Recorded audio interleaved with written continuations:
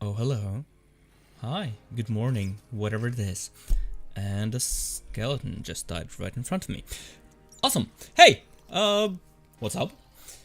It's not early morning anymore here in Norway, but it's still technically morning. So yeah, good morning. What's up? My screen name is dnoate, but you may call me Lars. Or just dnoate. I'm really not your boss. That's an alright chest plate if we can get up the durability and maybe a couple of other enchantments. But yeah, we're still here in Skyblock and we're having a great time just waiting and wouldn't you guess it, waiting for the Wandering Trader. But we have no rush at all. The only thing that we need to do here is have a good time. Ouch. So yeah, stuff happens when it happens. That's kind of a fact of life if you ask me. So yeah, I hope you have a great day or night or morning or whatever it is where you are. Pretty much, yeah, hi, yes, great. I do really hope that we actually get the Wandering Trader soon though, because we have done this thing here for quite a long time. And it's been kind of halfway demotivating, I guess. But it doesn't really matter in the end. As long as we have good company, we're fine. I thought that we could talk, as you might notice, below my face here. There's a currently reading section now. I had this idea that I could talk about books at times. I'm not sure if I'll do that right away or ease more into it a bit later in the stream when I have my voice up and running and stuff like that, or I run out of things to talk about, then it's a good thing to bring up, I guess. But yeah, spoiler alert, I'm reading The Dark Tower. It's my second time through. It's been 7 years since I read the Dark Tower cycle, I guess you could call it, the first time. And I am having a great time with it. So yeah, spoilers.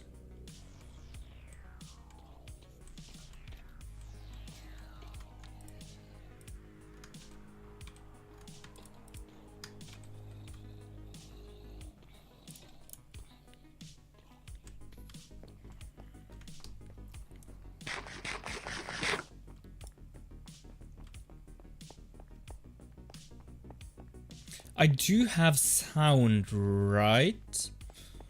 Because OBS says something about audio things, but it's done that before and it's usually just disappeared after a while. And I haven't really found where I can do the suggested fix that OBS comes up with. So I don't know. Usually it works itself out, but I have no idea what it means, because that's not a part of this whole thing that I've really engaged with. Like all the tech stuff, it can be interesting, but it's like, it's so much to stay on top of, and I feel like it's kind of halfway diminishing returns at some point. Sometimes you just I don't know stuff without needing it or something.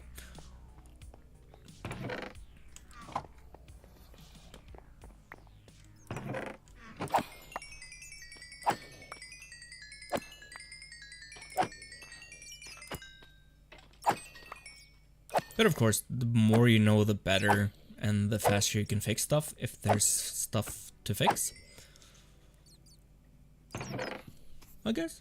But that means that I have to read up on a lot of stuff that I don't feel like I have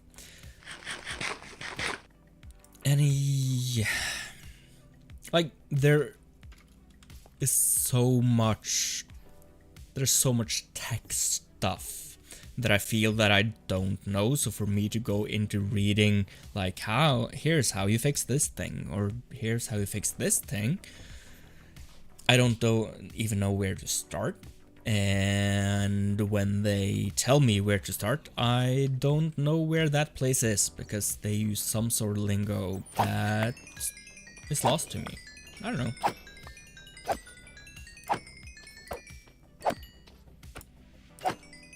I'm of course exaggerating here. I'm usually able to fix stuff that's wrong.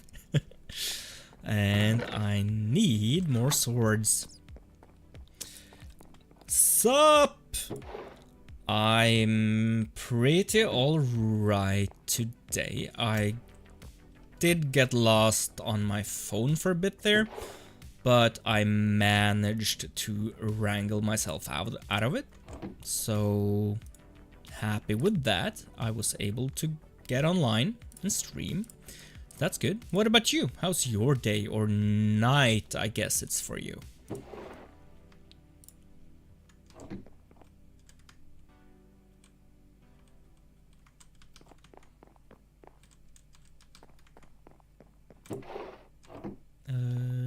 There.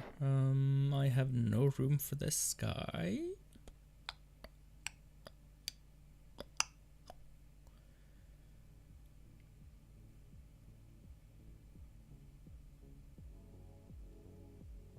Let's combine some stuff, I guess. Just to make room. So, if we combine these two, they will... No, these two.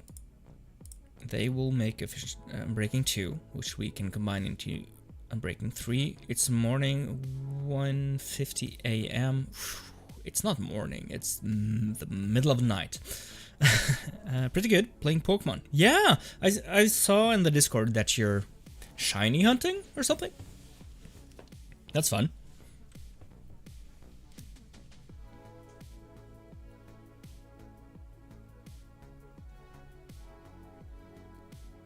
So still be efficiency 1 though, so there's no point in combining any of these. But we're saving room, I guess. So 7 versus 6, so 6. And then 9 versus 10. 9's better. Like so. Then we have a bit more room for this guy.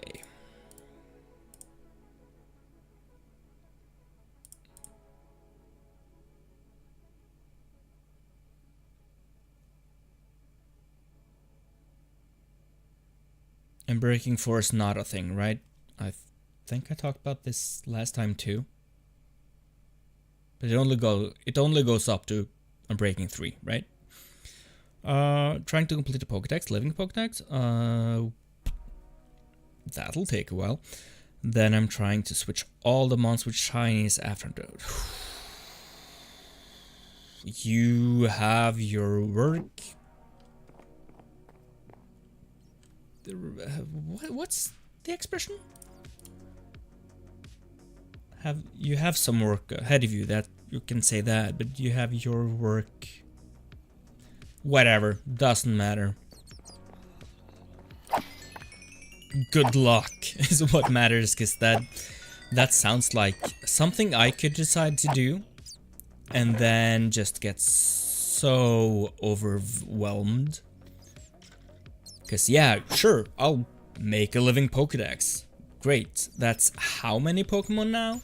that you have to catch and trade and everything. Like, it's a lot of Pokemon. And then changing them with shinies, which, I mean, it has become easier to get shinies for the last couple of generations, I guess. But still, though, that's a lot of work. I hope you are aware of that and prepared for that, because that sounds like burnout material. Unless you're prepared. So I do hope you're prepared.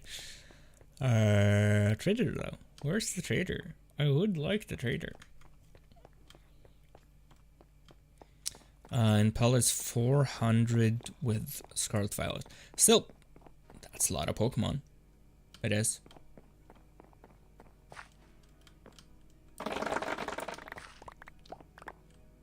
Like 400 is a lot of stuff.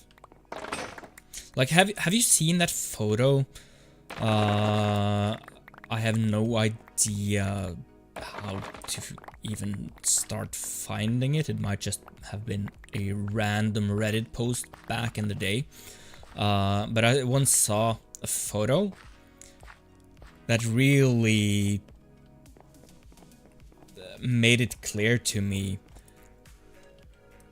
how big certain numbers are. Like 100, and small, I guess, but like they had gathered, I think, 100 people for one photo, and that's a lot of people, you know. And then they also, I think they found like gathered like 1,000 people as well, and that's just overwhelming, you know. You can't even begin to imagine how many people that actually is. Like, yeah, it's 1,000. What's 1,000 compared to like 1,000,000? But 1,000 is a lot. And that really makes you think about how big 1,000,000 is, you know? And then the numbers just grow, because that's what numbers do.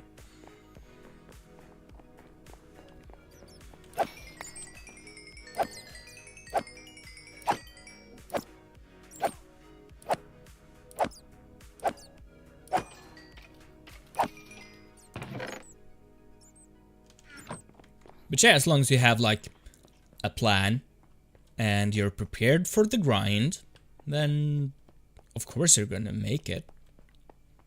But it might be demotivating at times, just so you're prepared for that.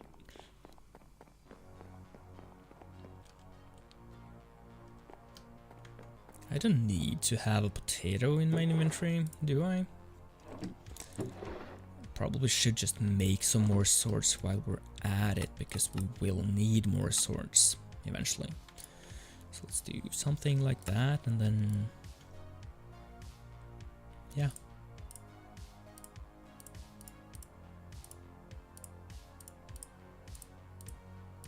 We'll burn through these.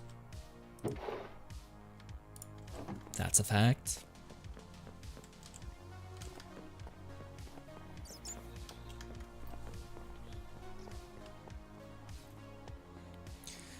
In other news, yesterday I found a mouse in my upper kitchen closet. So that's fun. I noticed on one of my lunch boxes, or like Tupperware containers that I use for overnight oats, there were these chippings, you know?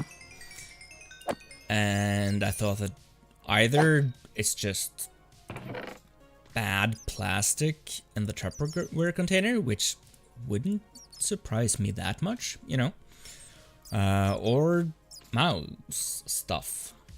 And like,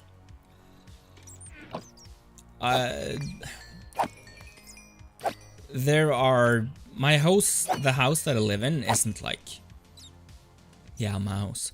It's like the newest house. It's older than me. So it wouldn't surprise me if there were mice, and also it wouldn't surprise me if it was just mouse sounds, or yeah, mouse-like sounds that I heard from like just old house sounds. Like, I know that the pipes, the water pipes and stuff, can make sounds that are similar to what you imagine mouse sounds to be. And I've heard that before. But this time, it's mice! So yeah, no way how to sorry. No way how to deal with that, cause part of me like, I know that mice are considered vermin. And I know that they can carry diseases, and I know that they can carry parasites, so they're obviously not great to have. But still, what right do I have to put up mouse traps and actually kill them for what's pretty much just them surviving in the way that they know how to, you know? They haven't done anything wrong with intention, they just bother humans, and then we just arbitrarily decide, yeah, that's a killable offense. And I'm like, sure, there are a lot of mice, but like, I don't know about the ethics of it, and I might just be like a woke liberal with no sense of reality. Or sure, I'm open to that possibility. But still, I think that the less harm that we put out in the world, the better? Am I completely out of touch with reality here? Like, some people might argue that killing my mouse is a reasonable thing to do, considering, like, as I talked about, like the vermin thing and the disease thing. Like, they're living creatures. I think it's weird. And I don't have a problem with like hunting, and I think that I would be able to, like, some I do eat meat, you know, and some vegetarians or other people that I know say that if you eat meat, you should be morally and ethically prepared to do the killing yourself. Like, some people put it like as, I don't know, a prerequisite kind of to eating meat, that you would be able to, or preferably are provably able to, kill the animal that you eat. Like, oh, you want to eat pig? Then kill a pig first, you know? And I do think I would be okay with that. I think that, like, eating for survival is a thing, and I think that that justifies some stuff. I do, of course, have a problem with the huge industrial part of the meat business today. I really do. And I think that we should eat less meat, both for the environmental causes and also, like, just because there's so much, there's too much of it, you know? The supply completely overshoots the demands of meat, even though for some reason we really like meat. But yeah, like we I have something in my throat, sorry. Just have to grab one small sip of water.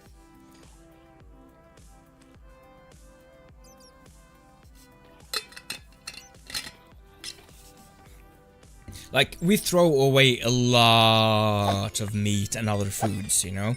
Even though there are people starving. So yeah, the industrial part and the...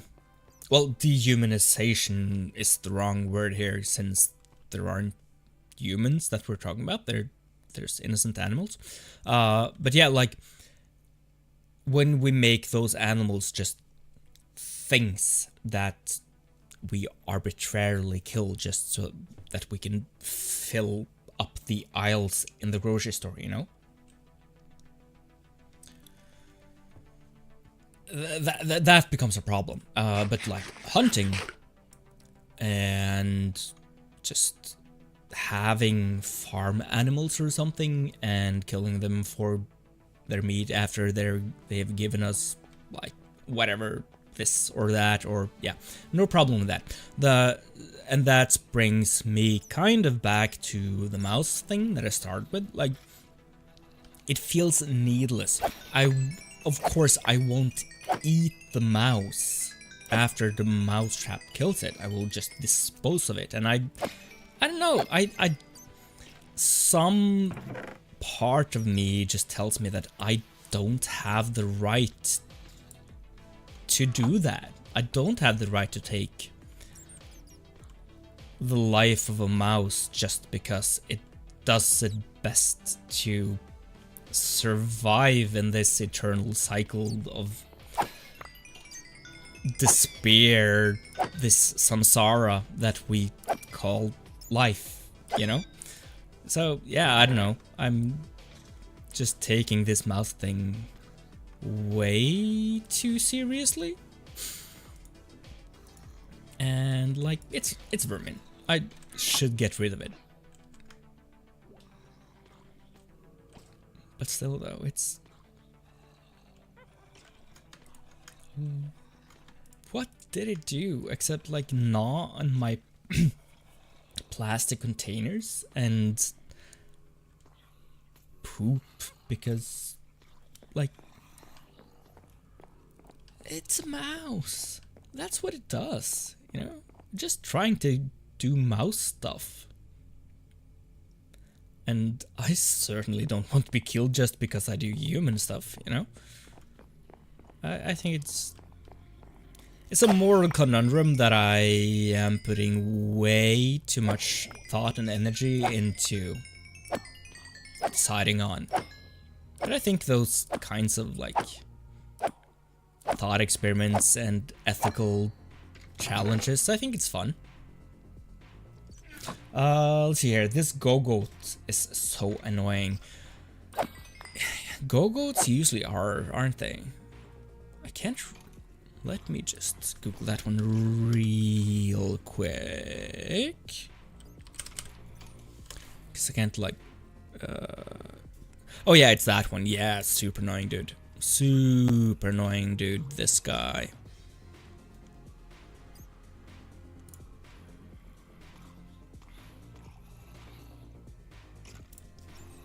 They're like catching it, or yeah.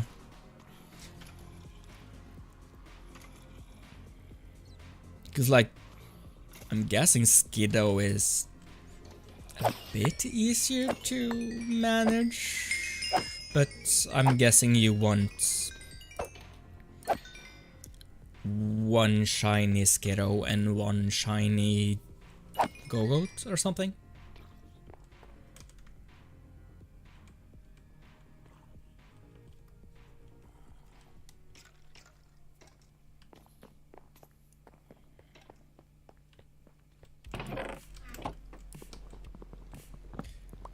Milk drinking leech are the only reason.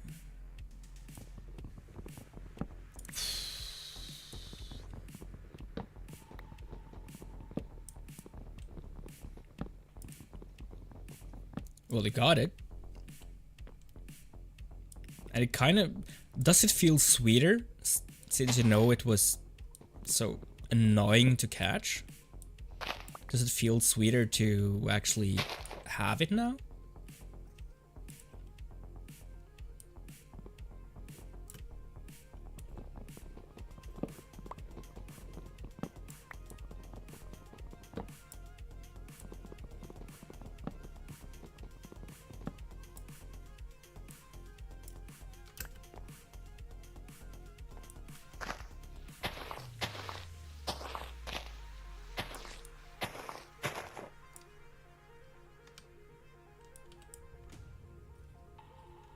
Dang it.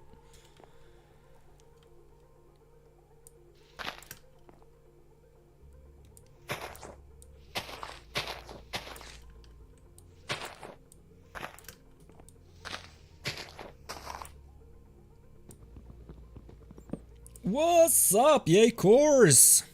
How are you today?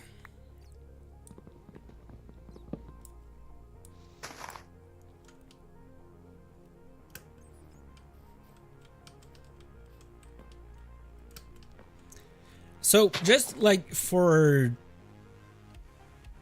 Thanks for yeah, of course. I always appreciate that. Like, me being from an older generation that you guys are from, there's some lingo that I just haven't really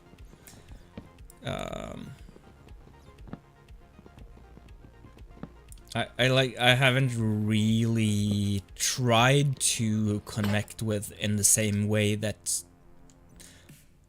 other generations might just like naturally take in. How do you say W like in speech? Is it dub or do you say W or? Because I know what it means. It's like this vague positive thing, like win. But like, do you just say W or dub or what do you say? Like when speed? I'm assuming a lot here, but I think you are able to speak to other people, like when speaking to people in your class. So you just use it in text. What do you then say in speech? Like, do you just use win? Like, just a W, okay.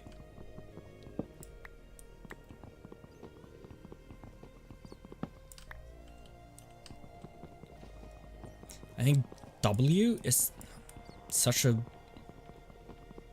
tongue twister, or not. It's not like hard to say, it's just that it's a lot of syllables, which is why people say dub, of course. But yeah,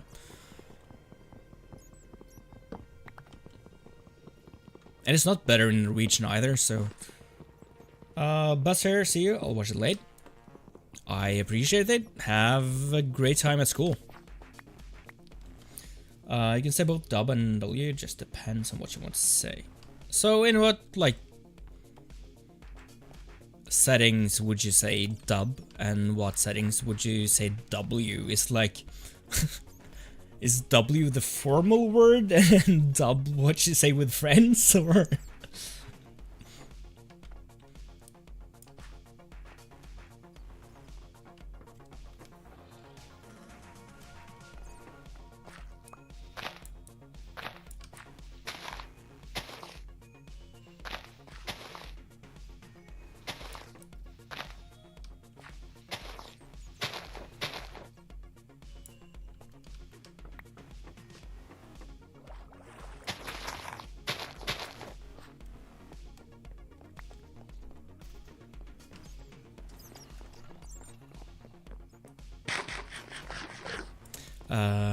Axe.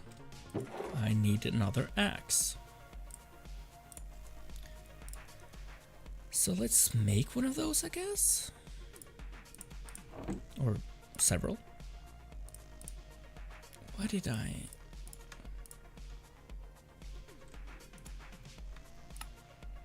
don't think I need 8. Let's do 3, 4 for now.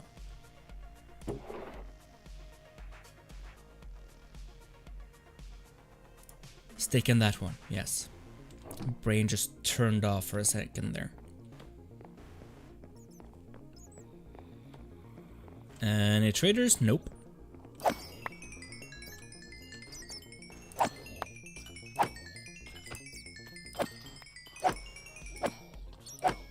I mean, I guess what you're doing also has a play on like dub is when you win a game, and W is, I guess, if something good okay. So it's kind of like a different word. Kind of.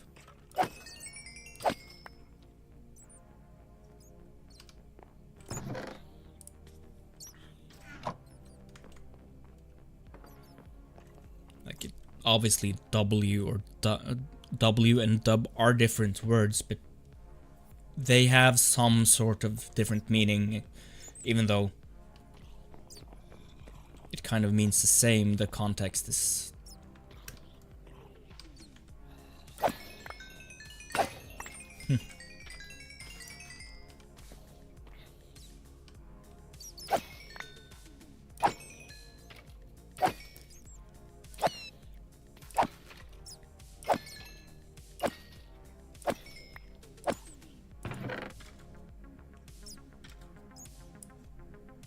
let's just put that in the chest.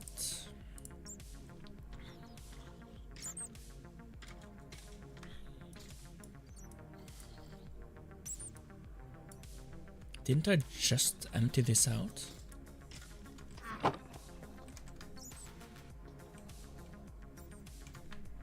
I feel like I just emptied it out.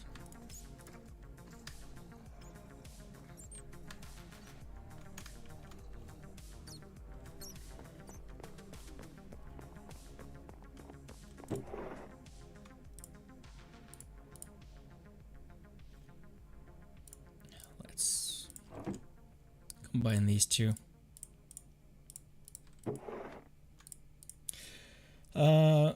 Farragut Scarlet Eccentric is cool. What does it say? Of course I can just search it. Farigiraf,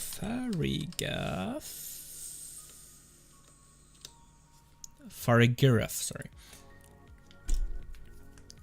And I guess I can find Pokedex entries. And you are saying Scarlet. Now that brainwaves from the head and tail are synced up, the psychic power of this Pokemon is 10 times stronger than Girafarig's. Like, big brain. Yeah. What's the Violet entry?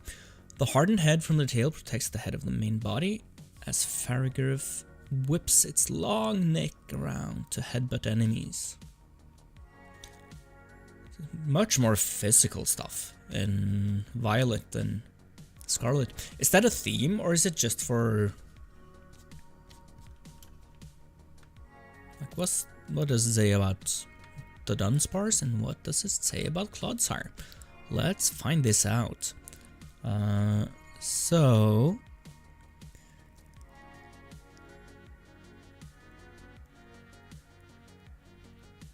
Scarlet says on the Dunsparce, this Pokemon uses its hard tail to make its nest by boring holes into bedrock deep underground.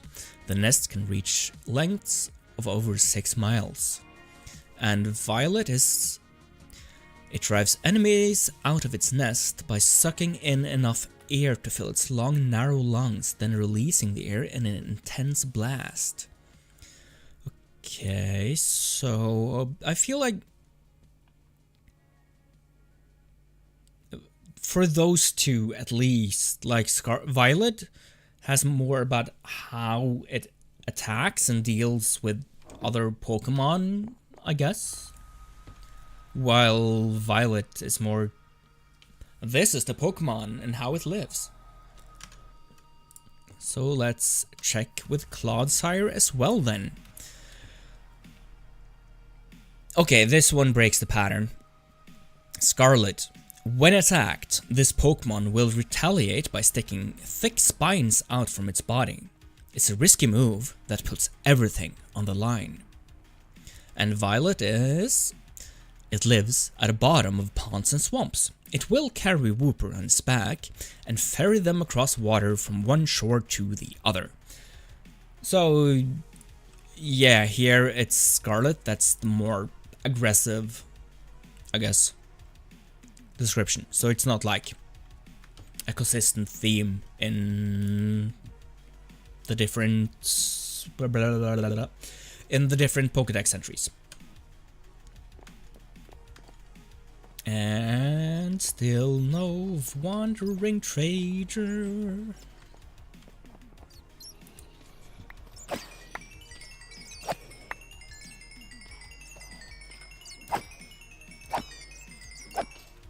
Do you like Scarlet Violet? Like, are you enjoying those games specifically? Because I can remember that you said that you started a new save.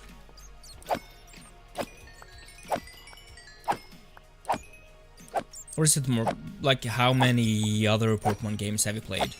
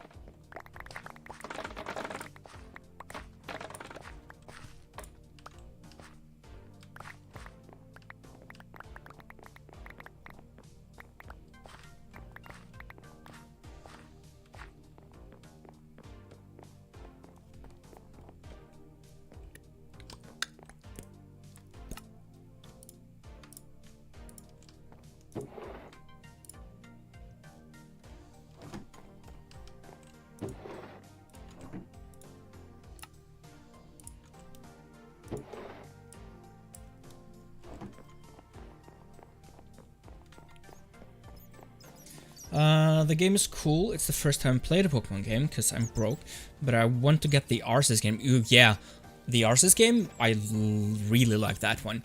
But I mean that for me and my thoughts, that kind of explains why you played Scarlet Violet.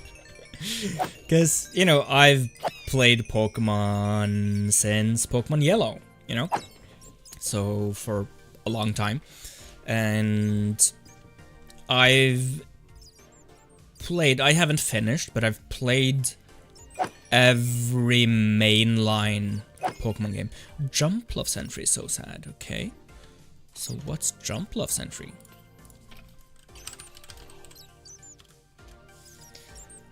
Jumpluff! Pokédex entries. And Scarlet. Jumpluff travels on seasonal winds. Once its cotton spores run out, its journey ends as... Oh no! Don't... Why'd you tell me that? Oh no. That's so sad. But yeah, like, I've played Pokemon since Yellow. I've played it for a long time. And... I know, like, since... at least X and Y that I've noticed, the games have become significantly easier.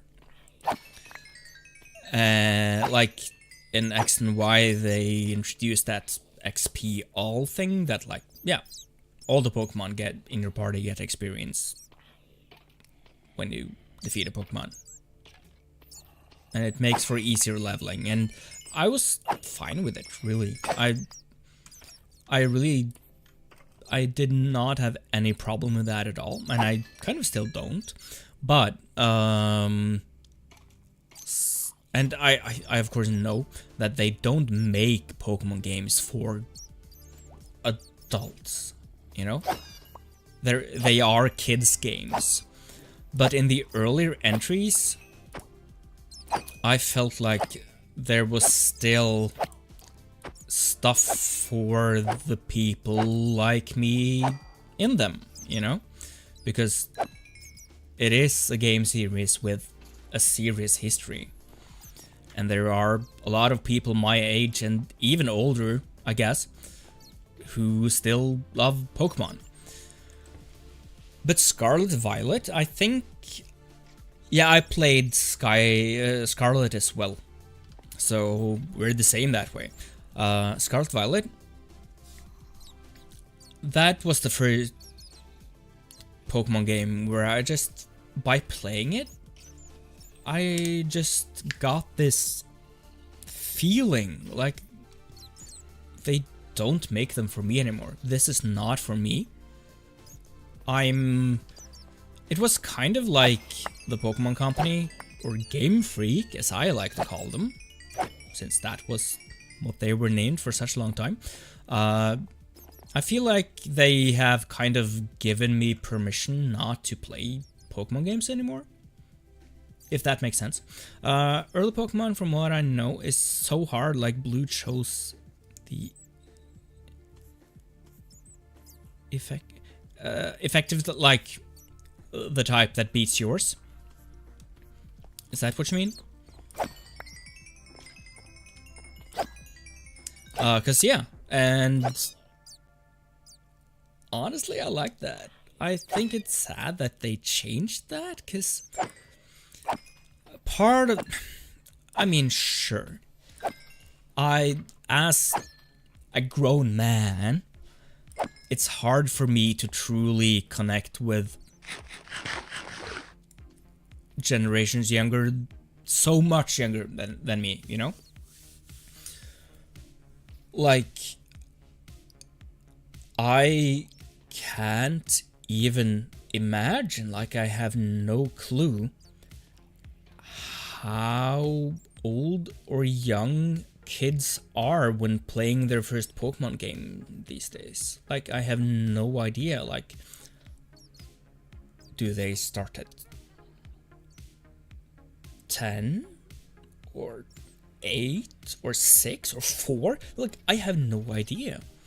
And if they start at 4, I guess it makes sense that your rival chooses the type that you are effective against. But come on, it feels like pampering, you know? It's like, of course, with the XP all, where that was also just the game designers saying, here, have this on us. Don't worry, you know? But this is just yet another, like, it feels kind of unnecessary and feels kind of like the game designers don't trust the player to understand the game. Like, they don't trust the player to figure it out, and I mean, it feels, for me, as a grown adult who's played Pokemon since almost the very beginning, it feels like they think we're dumb, you know? Like, how do you think Pokemon became such a huge hit? Like, sure, maybe not everyone managed to take on their rival. Maybe not everyone managed to take out their first gym leader. But still, like, I was a kid. And also, like, I'm not a native English speaker. And, I mean, I've always been kind of good. I've had an ear for language, and I've always been kind of decent at English. But still, there were a lot of stuff that I did not understand while playing my first Pokemon or even my first video games, you know? But I powered through. I had no idea what Bide does, the move, but... or did. I had no idea what it did. But like, I can clearly remember playing Pokemon Yellow for the first time. Sitting in the couch of one of my neighbors. Having no idea what I was doing with a Pikachu against Brock, who was ground type, you know, and rock. Mostly rock, but there were grounder as well. Like, I had no idea. And, like, I did it. I fainted a lot of times. But still, like, if you want to play the game, you are going to play the game no matter how hard you have to work for it or how long it takes. Like, and also, we adults, I think we give up more than kids, in a way. Like, at least when I was a kid, like, these days, old man speech incoming, or it has already started, but you know. When I was a kid, like, we didn't have that many video games, and nowadays you have all of these games to choose between, so, you know. But like, I wanted to play Pokemon, and it was... yeah, I got my Game Boy Color to play Pokemon, you know? And that was what I played. So when I couldn't beat Brock, well, I just played Pokemon until I was able to, you know? And I do really think that kids today will do the same because they're kids. Don't underestimate kids just because they're small, you know? I was able to beat...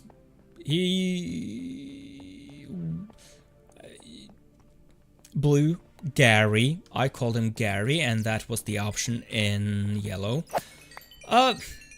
Why Yellow version? Because it... I was late to the party.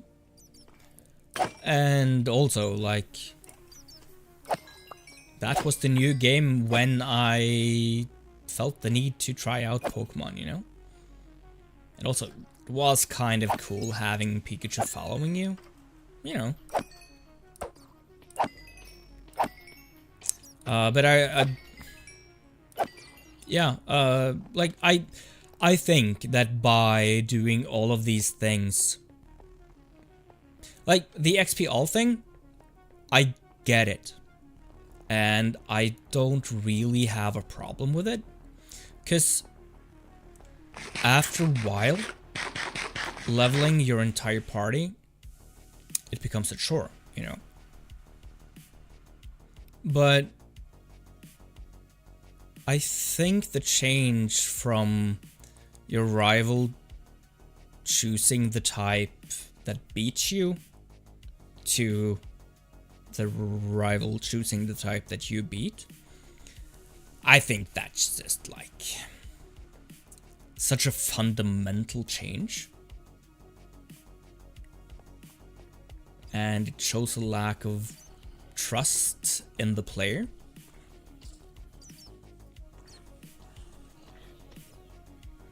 And sure, I get that maybe they want to go kind of back to Pokemon being more about the collection than about the fighting. And I do, as I've said, I recognize that the games have a younger audience than me. And it's fine that they don't make the games for me. But like, why? Why not include the harder option? It wasn't that hard, especially once you get out of picking your first Pokemon, because like you'll catch new ones that actually beat your rivals. You don't even have to use your starter. It's such a small thing that sends these waves through the rest of the game design, you know?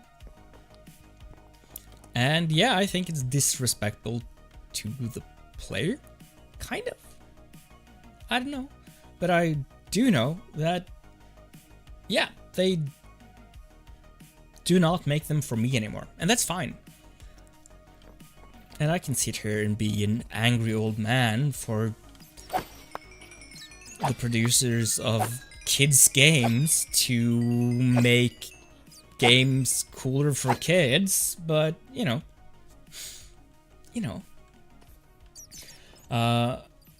Leveling isn't a chore. I mean, well, me having a level 88 Breloom training a Gimmighoul with the built-in feature of XPL on.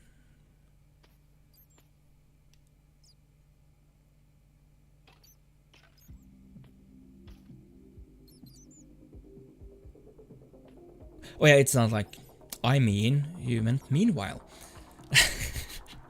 Yeah. Yeah, leveling is just, it happens now. But when I was a kid, you had to like, for like Pokemon Yellow, Pokemon Crystal, I did not play Pokemon Emerald, I played Pokemon Sapphire. And after that came, what's that? Diamond Pearl, right? Yeah. And then Black and White. And then X and Y, if I remember correctly. But like, for those games until X and Y, maybe before, maybe XP all was in the game before, but on X and Y it was given to you by default or something. I can't truly remember, but at least for the first 3 games, maybe 4, you had to like have your weakest Pokemon at the front of the party, and then first round you had to switch it out and switch in your strong Pokemon, leaving that one open to a one-hit kill if that was possible, or at least open for a hit. And then if you needed to level more from your party, you had to go through this loop, you know, with all Pokemon, and then the XP got shared and you didn't get that much gain. So it was a chore, but now you just play Pokemon. And sure, there's kind of a tactical element that gets lost there, but it was a chore. It was grindy, and luckily you can still turn off XP share or XP all, right? In Scarlet Violet, you can still turn it off, or is it just on now? Before you could turn it off if you wanted that, so that was a good option, because you don't need it. It just makes it easier.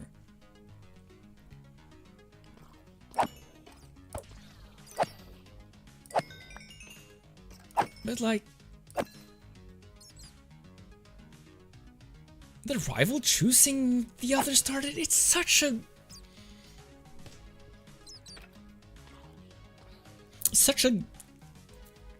concession, is that a word? Like, such a fundamental thing. It's like they don't care anymore, and they just think that they don't believe you can do stuff. You know, of course you can. It's Pokemon.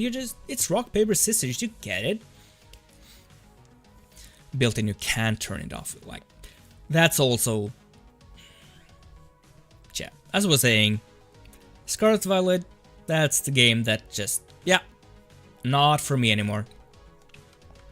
I can play the old games, or I cannot play Pokemon. I'm fine with both. Incidentally, kind of also the game that made me interested in game design. Because I didn't do anything about it at the time. I downloaded Unity and then I opened it once, didn't understand the UI, and then just never opened it again. But yeah, like, that was my first idea. Like, I want to make a Pokemon game for me. That was the feeling that I got from playing Pokemon Scarlet Violet. This is not for me. I want to make a Pokemon game for me. Not that way, this way.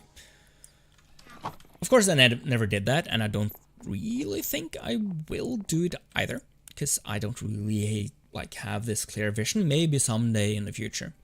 But it planted a seed of me wanting to check out game design, which I'm not a master at all, and I haven't touched that thing since this summer. But now I have these ideas, you know, like for games, for stuff I want to make. And I know kind of the basics of Godot, so yeah. So even though it kind of destroyed my will to play Pokemon, it gave me something. Of course, I mean, Scarlet Violet is not bad games. They aren't. I think they did a lot of cool stuff, and from what I've heard, the second DLC made it real good and more for people like me.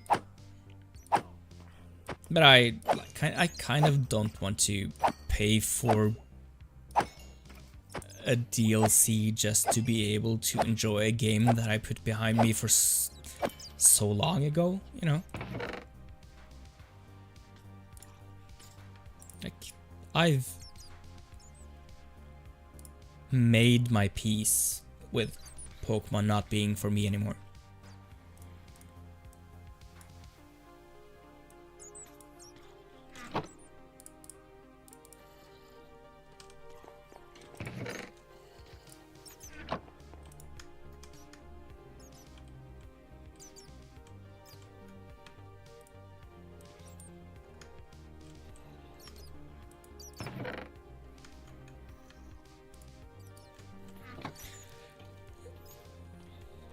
Scarlet Violet DLCs are chocolate sundae emojis. The Kirakame is kind of good. I do not know that word. Kirakami?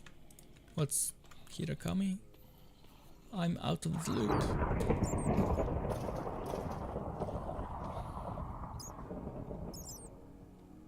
Thunderbolts and lightning. Very, very frightening. So, should we go to sleep, or is this the point where we go to... I think that I need to fix up some more infrastructure for the pig conversion before we do that, and I don't think it's a good idea to do that during a lightning storm. So we'll probably just go to sleep and remove this weather.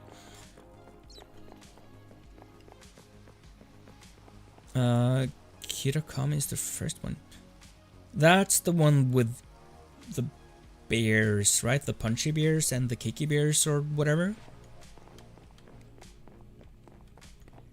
Because I think I started playing that one and then I just stopped.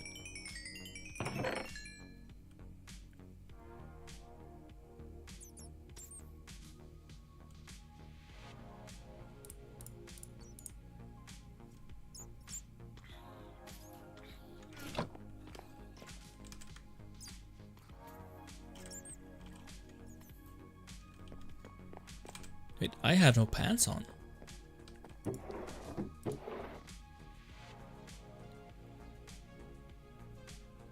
let's go with bad pants for a little while longer. Breaking 2. Breaking 2. Projectile pressure. Sure, maybe. Let's see if we have any better protections lying around. I don't know what you're talking about. Like, what's the... I'm guessing you are talking what I meant by the bears or something. Let's jump to Scarlet Violet and then we'll look at the DLC stuff. Yeah, Land of Kiramkami. Teal Mask. Oh, that's... What am I thinking of?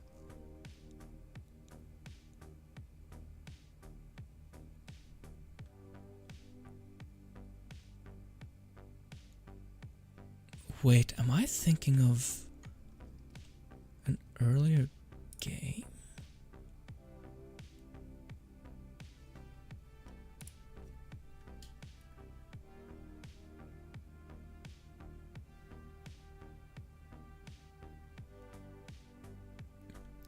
Oh, I think I'm thinking of Sword and Shield. Yeah, I'm thinking Isle of Armor. Yeah. What's the names of those bear guys again? Yeah, Urshifu and Cubfu, those guys. Yeah, I was on a whole other game. The first one is with the festival. Yeah, never mind me. I'm just a generation behind.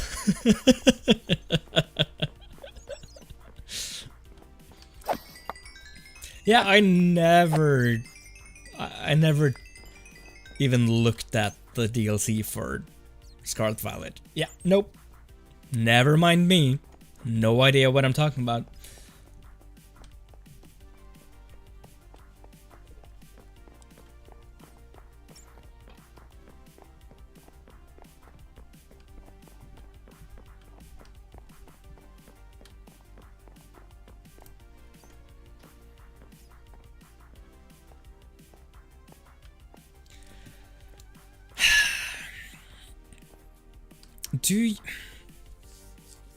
Let me check my past streams. Like, how long had we waited for this trader?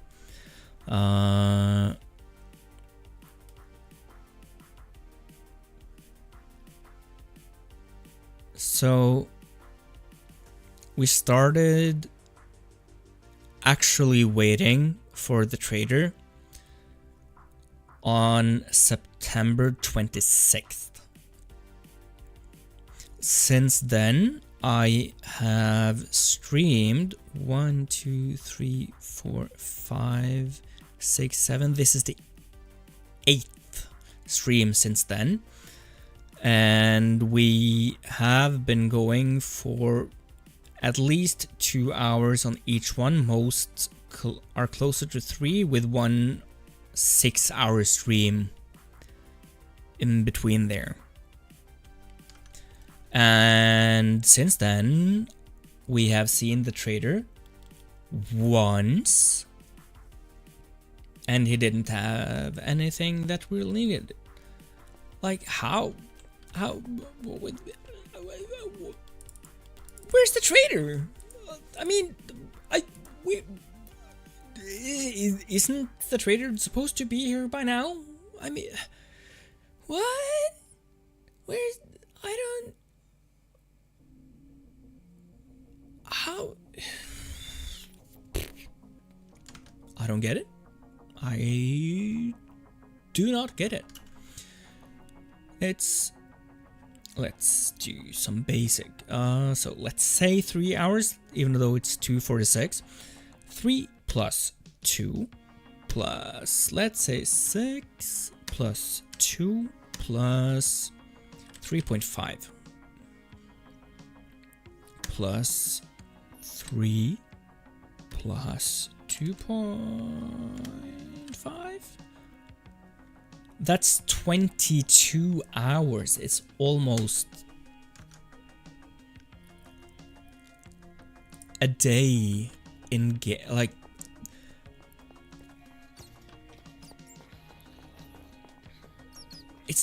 it's almost 24 hours waiting. Yeah, I do not think he likes me.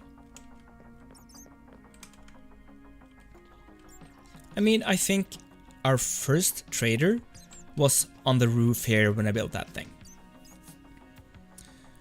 We didn't trade with him then, and we kind of threw him and the llamas off the roof. So maybe he holds a grudge. Then he came back when we were building this or doing something here. We bought stuff from him, and we kind of threw him and the llamas off the edge. So maybe the problem is me. But it's a game. It doesn't know. Right? It doesn't. I mean, am I expected to make this? Should I apologize? What you want to get? Bet you'll get the trader by the end of the month.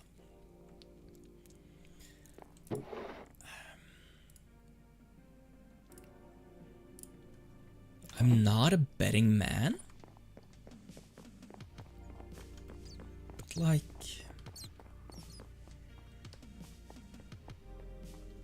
so like, I have this kind of a principle. Like, I do not bet, like, at all. I think that's, in real life and stuff, I think that's a dumb idea. You shouldn't bet. Like, just have the principle and then you'll be saved in case something goes truly wrong with the bet, you know? Because you can always lose. But you can always win, though. But yeah, no, I don't really think that people should bet. I think that's, in general, a dumb idea, which of course can pay off at sometimes. So it's like not a hard, and I don't judge people that much. But like a friendly bet, like what you bet he comes by. I don't know how to start bets because I don't do them. I don't like, what's an appropriate bet to put in here. What did you bet? He doesn't. He's not here by the end. Well, you start by saying what you bet, and I'll try to match the stakes. I'll try. I'll try to take the bet, but I have no idea what to put on the line. So yeah, you know.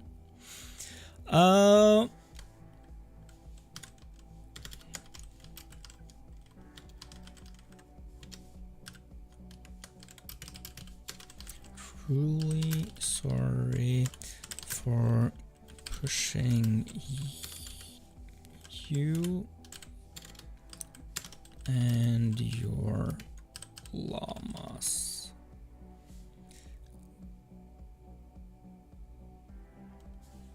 Let's grab another sign. Or more. Dang, you're telling me my gambling addiction at 16 is bad? Yeah!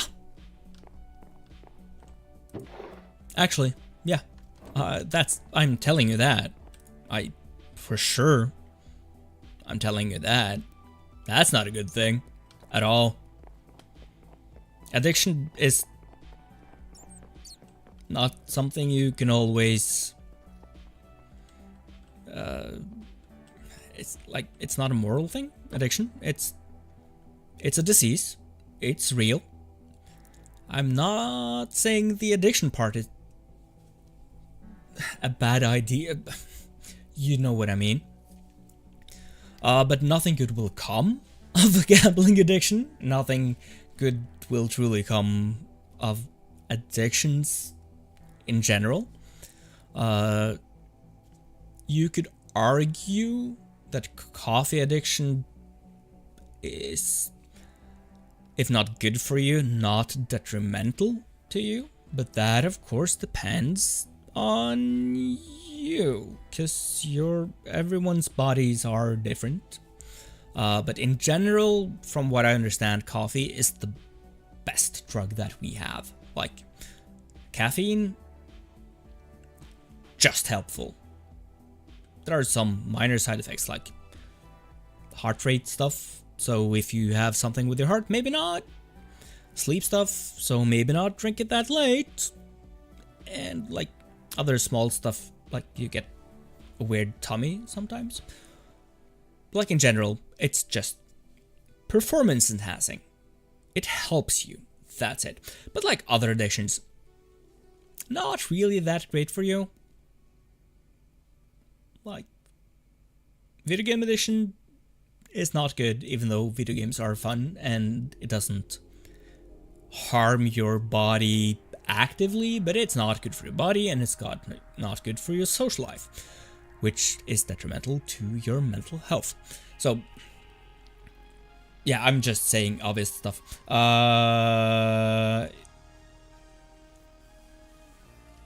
3 monsters a day is justified.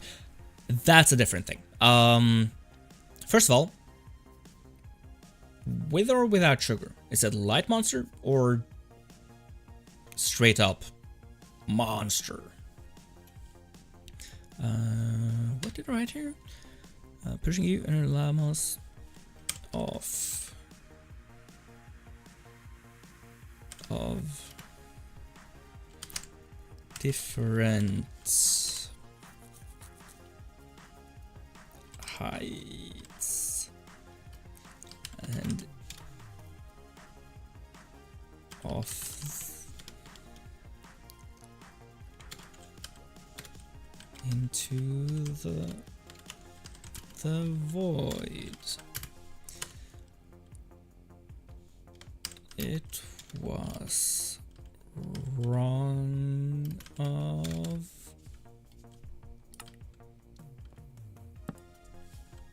me, and I will try to be better. I know it's just the black and green can. I don't care which one. So, I mean, you're 16, right? Yeah, that's what we're saying.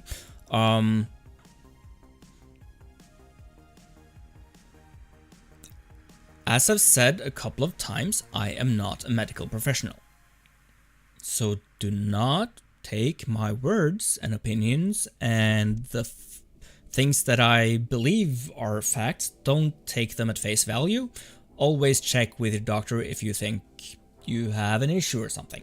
I'm not a doctor, and also just to say it, I'm not a lawyer.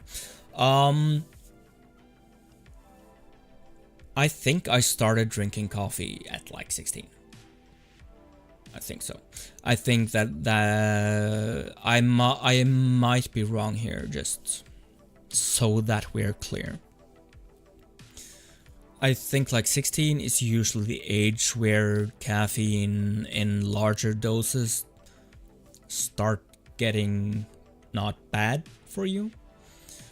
But I don't know. I have not read about this. This is just something that I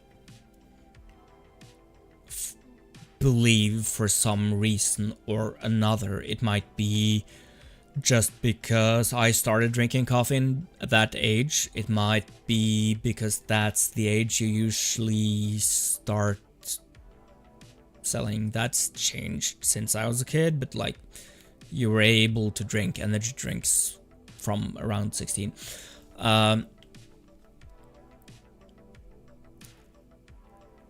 So like I don't think it's actively detrimental to you drinking 3 monsters if they're light. I have tasted Monster a couple of times. 300 milligrams of caffeine per can. I can't really remember, like, caffeine is such a hard thing to measure. I'll come back to this, remind me. I've tasted Monster before. And as a coffee drinker and the occasional, like, Red Bull drinker, oh my god, like, I don't have a god, but the expression, Monster is too sweet. Like, what the heck? It's so sweet. It's like sugar or sweetener overload, or like how... I'm sorry, but it's horrible. It's horrible. And this, of course, this single stream, these moments here, will ban me from ever getting a Monster sponsorship, which I don't care about because it's too sweet. And if that's sugar, oh no, don't do that. That's not good for you at all. Sugar's bad. And you're also in the US, you have sugar in everything. You have refined cane sugar or refined corn syrup in everything that you get. Don't do that. Just don't. I don't care if it's aspartame or whatever, if it's just artificial sweetener, non-calorie, whatever. Don't do it. Don't indulge yourself in all of these sweet things so that you get accustomed and kind of addicted to the taste of sweet, because that's bad for you. That's the part that is not good for you. If you get too much caffeine, like 300 milligrams of caffeine per can, so that's almost a gram of caffeine per day. Depending on your cardiovascular health and a lot of different circumstances, that might not be bad for you. But the sweetness, that's what gets you. That's what I believe. I am not a doctor. But like, it's so freaking sweet. I know Monster is like this huge brand now and everyone's drinking it, and like kids from a very young age drink Monster. And I don't get it. It's so sweet. Like, we are not made... We humans are not made, intended to have so much sweet in our diet. Sweetness is a treat. It's something, it should be something truly rare. And like society today, we just grab all the sweets that we can because our brains haven't changed since we were hunter-gatherers. If we see sweet, we will get it because it's free energy and it's like, it's a bomb of energy and all the things that we crave, and it tastes so good. and then it's just available within arm's reach everywhere that we go. That's not good for us. It's not. I'm about to post a meme in the server, in the Discord. Okay, I will check that out, I guess. But yeah, sorry. That's what I'm shaming you for. It's not personal, it's societal. Try not... I mean, the science is still out-ish on coffee. I don't think there's been any huge meta studies of all the coffee studies yet. James Hoffman has a video on coffee and health that's kind of good. And what I can remember from it is that we're still kind of undecided if it's good for you, bad for you, or neutral for you. But it's not this huge swing. We're talking minuscule stuff. Yeah, James Hoffman, YouTube coffee guy, weird coffee guy. I think he's specific about that. Weird coffee person. Huge authority on coffee. Which I truly enjoy. I really like coffee. I'm like, yeah, specialty coffee. Making my hand brewed pour over coffee each morning. Love it. But anyways. Caffeine in itself, coffee. Coffee has a lot of fiber. That's good. It depends on you. But like, I do not think that drinking straight sugar or a replacement that tastes like sugar so that you're used to having sweet stuff all the time, I don't think that's good for you. I'm not a doctor. I've said it a lot of times now. But from where I come from, like, I don't mean just Norway, but like my cultural whatever, like my whole deal. That's the quick access to sweet stuff. That's not looked upon as a good thing in general. And I will not start going into the sugar industry and the sugar lobby in the US. That's research you can do yourself. I recommend... I think Adam Ragusa has videos on that. Not like conspiracy stuff, but like, looks at it. You know. Let's see, did you post the meme on the server yet? Yeah. Average person in the USA after 15 years of living here. Yup! Of course.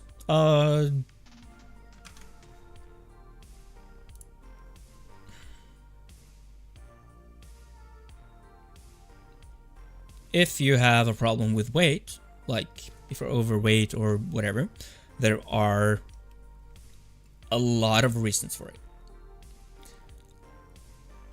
I do not think we should judge people for how they look and how many kilograms of fat or whatever they have. Their body is their body. And there are a lot of reasons, not just laziness and gluttony, that makes a person bigger than another.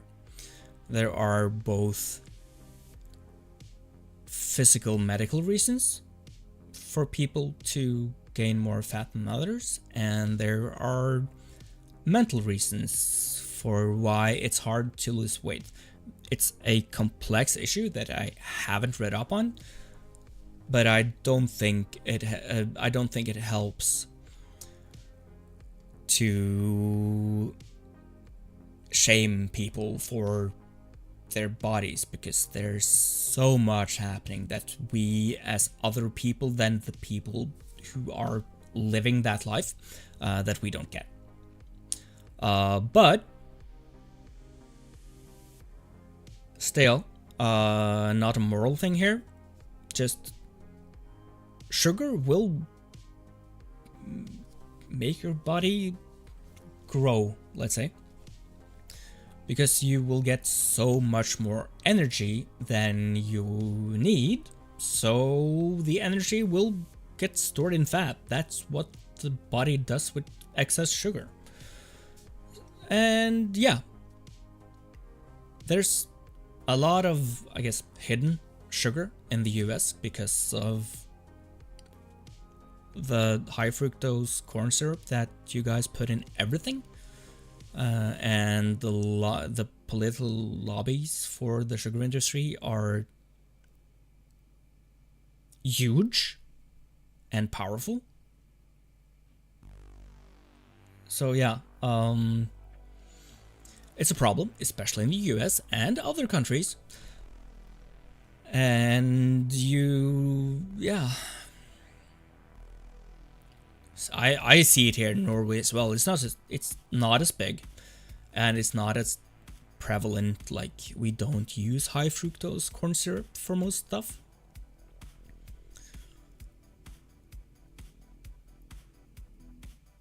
But yeah, not judging at all. But I don't think it's good for you to get accustomed to sweet stuff. And I do enjoy that myself, and I do eat more than I need of it. Full disclosure, I'm human too. My brain also sees sugar and thinks I need to get that now, because I don't know when I will get it next time, even though I know, like, consciously, I do know that I can just go to the store and get more sugar. But there's an actual physical reaction in humans' bodies and brains that we're hard-coded to want sugar because it's rare. But it's not anymore, because we can just make it. Anyways, we were apologizing to the Wandering Trader. We'll try to be better.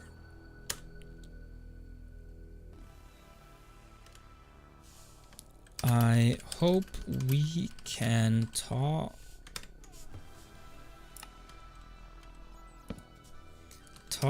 this through the next time you stop by. Love, Lars. Do we think that is this enough? Dear Trader, I'm truly sorry for pushing you and your llamas off of different heights and into the void. It was wrong of me, and I will try to be better. I hope we can talk this through the next time you stop by. Love, Lars. Is this an okay apology, or an okay olive branch start of an apology? I don't know. Do we think this will help? And also, you bet 30 hours of watch time. How would that transaction go about? In any, like, do you vow to sit here and watch for 30 hours? Or, because, like, I know you're doing that already, so it doesn't really seem like that much of a sacrifice.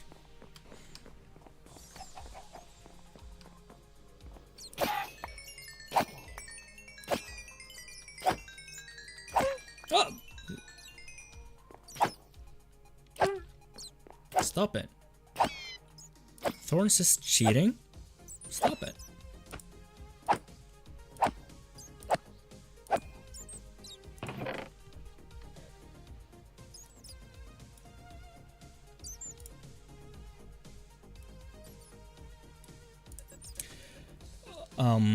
Then, yeah.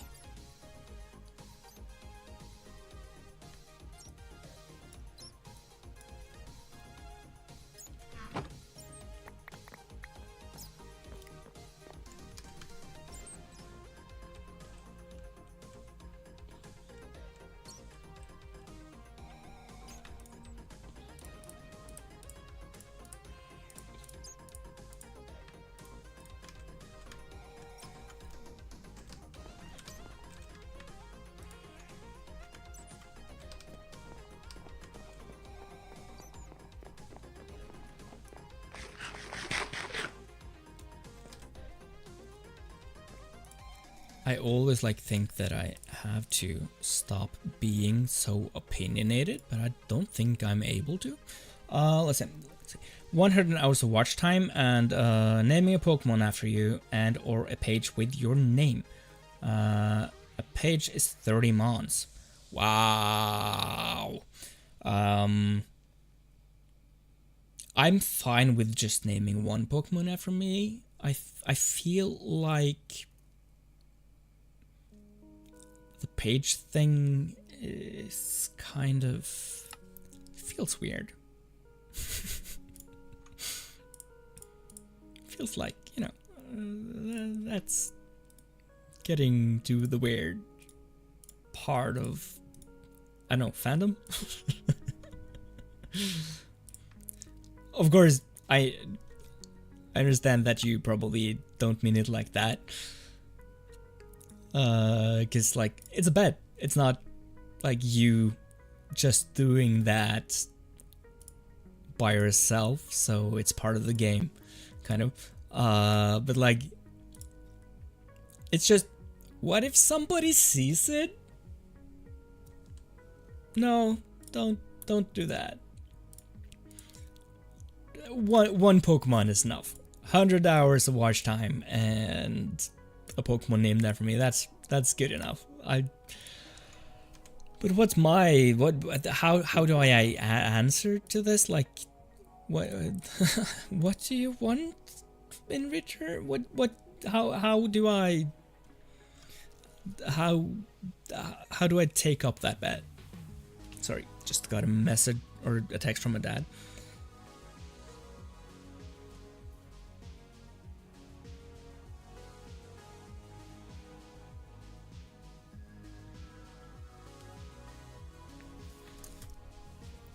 Yeah, I have no idea how to... I'm gonna take up the bet. Should I just put another barrel here for the rest of the bone meal? Sure. Am I able to put another barrel there? I will probably need to... No, maybe I am able to if I just...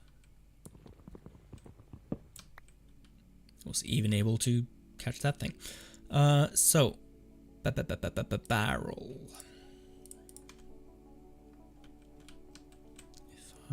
Yeah, awesome. More room for fertilizer. Awesome. And let's just make more swords while we're at it.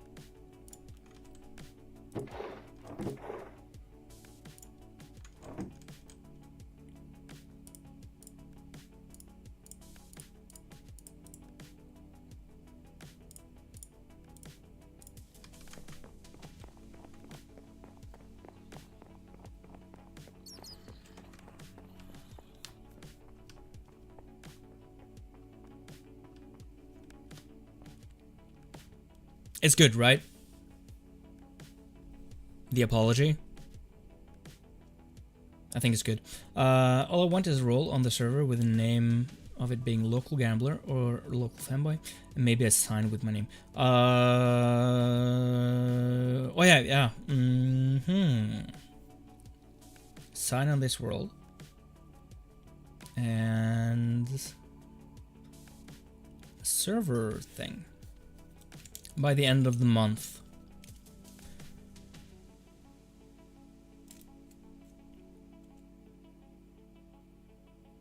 Got it. Apologies for missing. Thank you.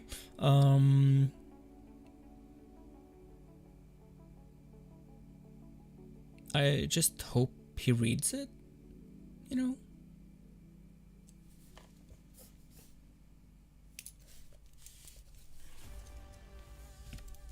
I'll just write down the bet, because... Sure, I'll take it.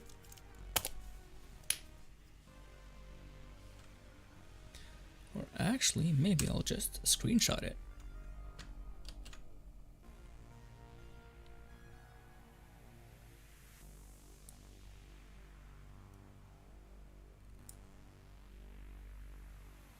Okay, so are we saying by November 30th or are we saying by December 1st?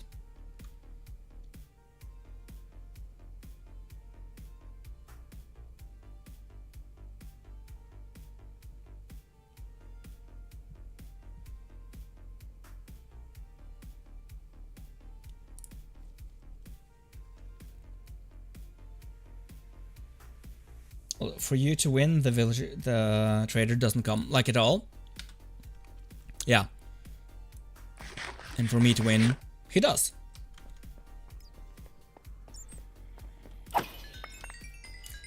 December 1st, okay.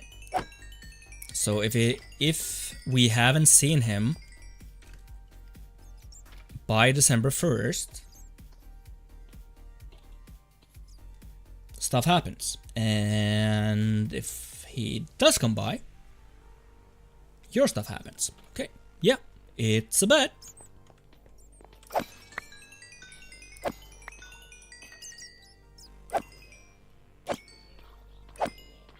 You will, if he doesn't come, you will get a sign on in this world and a role on the Discord server.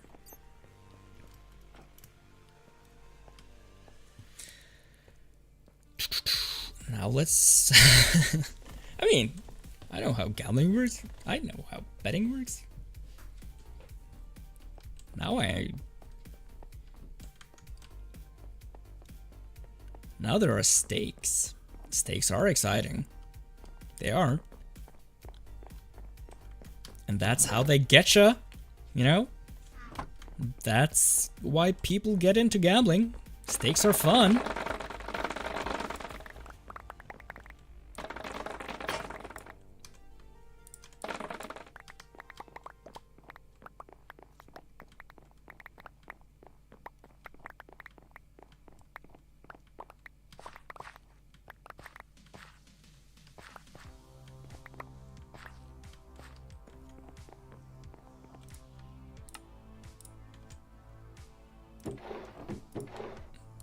You live here.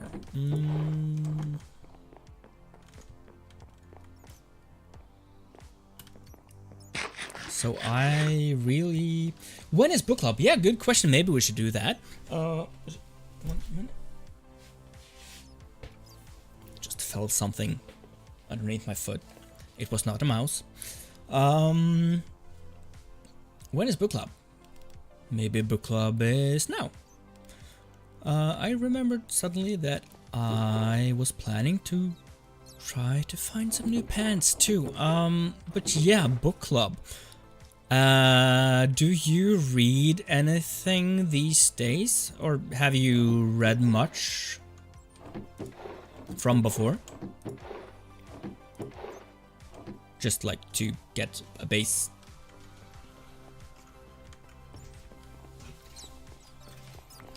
Understanding of the levels that we have to, or have to is wrong, but like levels of whatever. Let's go for projectile production, I think. Wait, I have even more.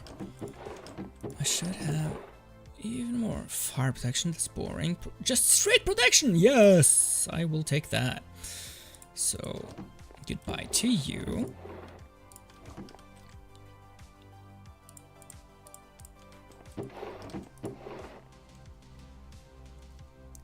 And another one. And that already has some...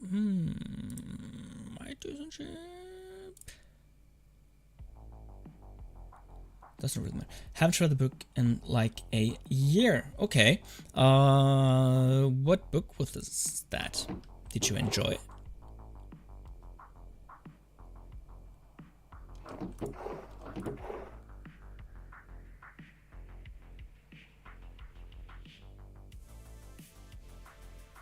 A lot of projectile protection here. Straight protection. Awesome. And fire protection.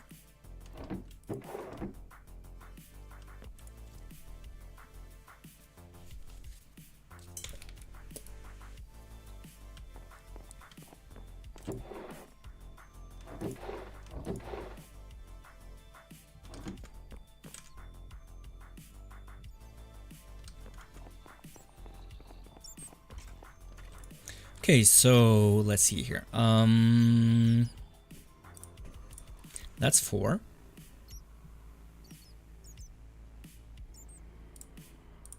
That's 5.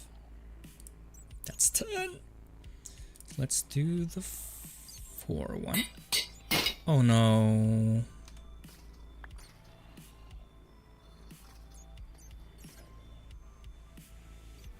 Dang it. How's our iron supply? Only thing you read last year is webcomics.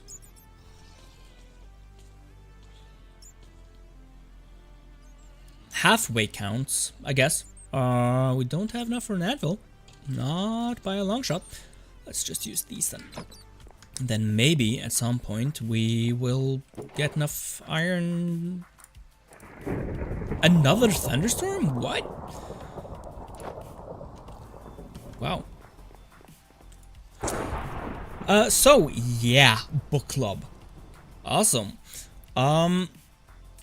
As you can see by the little thingamabob underneath my head in the stream, these days I'm reading Wizard and Glass by Stephen King. It's the 4th book in the Dark Tower series, which is kind of dear to my heart for some reason. I read it the first time 7 years ago, and like I didn't really know what to expect then, except that some of my friends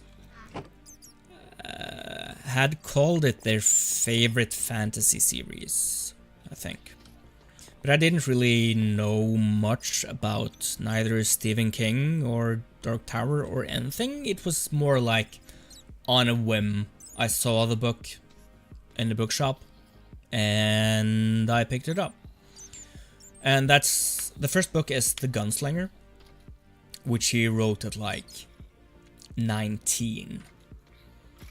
So yeah, he was young. And in the foreword, I read, of course, the revised 2003 edition.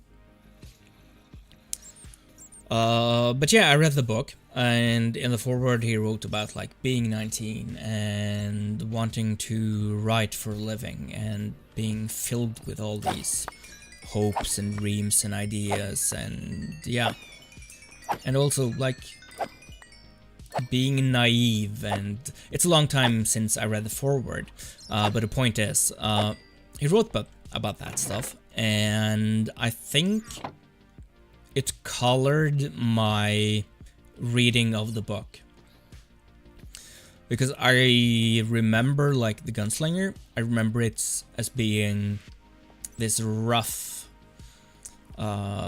experience. It felt like, yeah, this is written by a 19-year-old, no doubt. And I was like, yeah, sure, I can read another book. And then I read the second book, The Drawing of the Three, and I was like, whoa, this is the stuff. Then I got it, you know? So after that, I just, yep, I'll buy the whole series and read it. And the thing with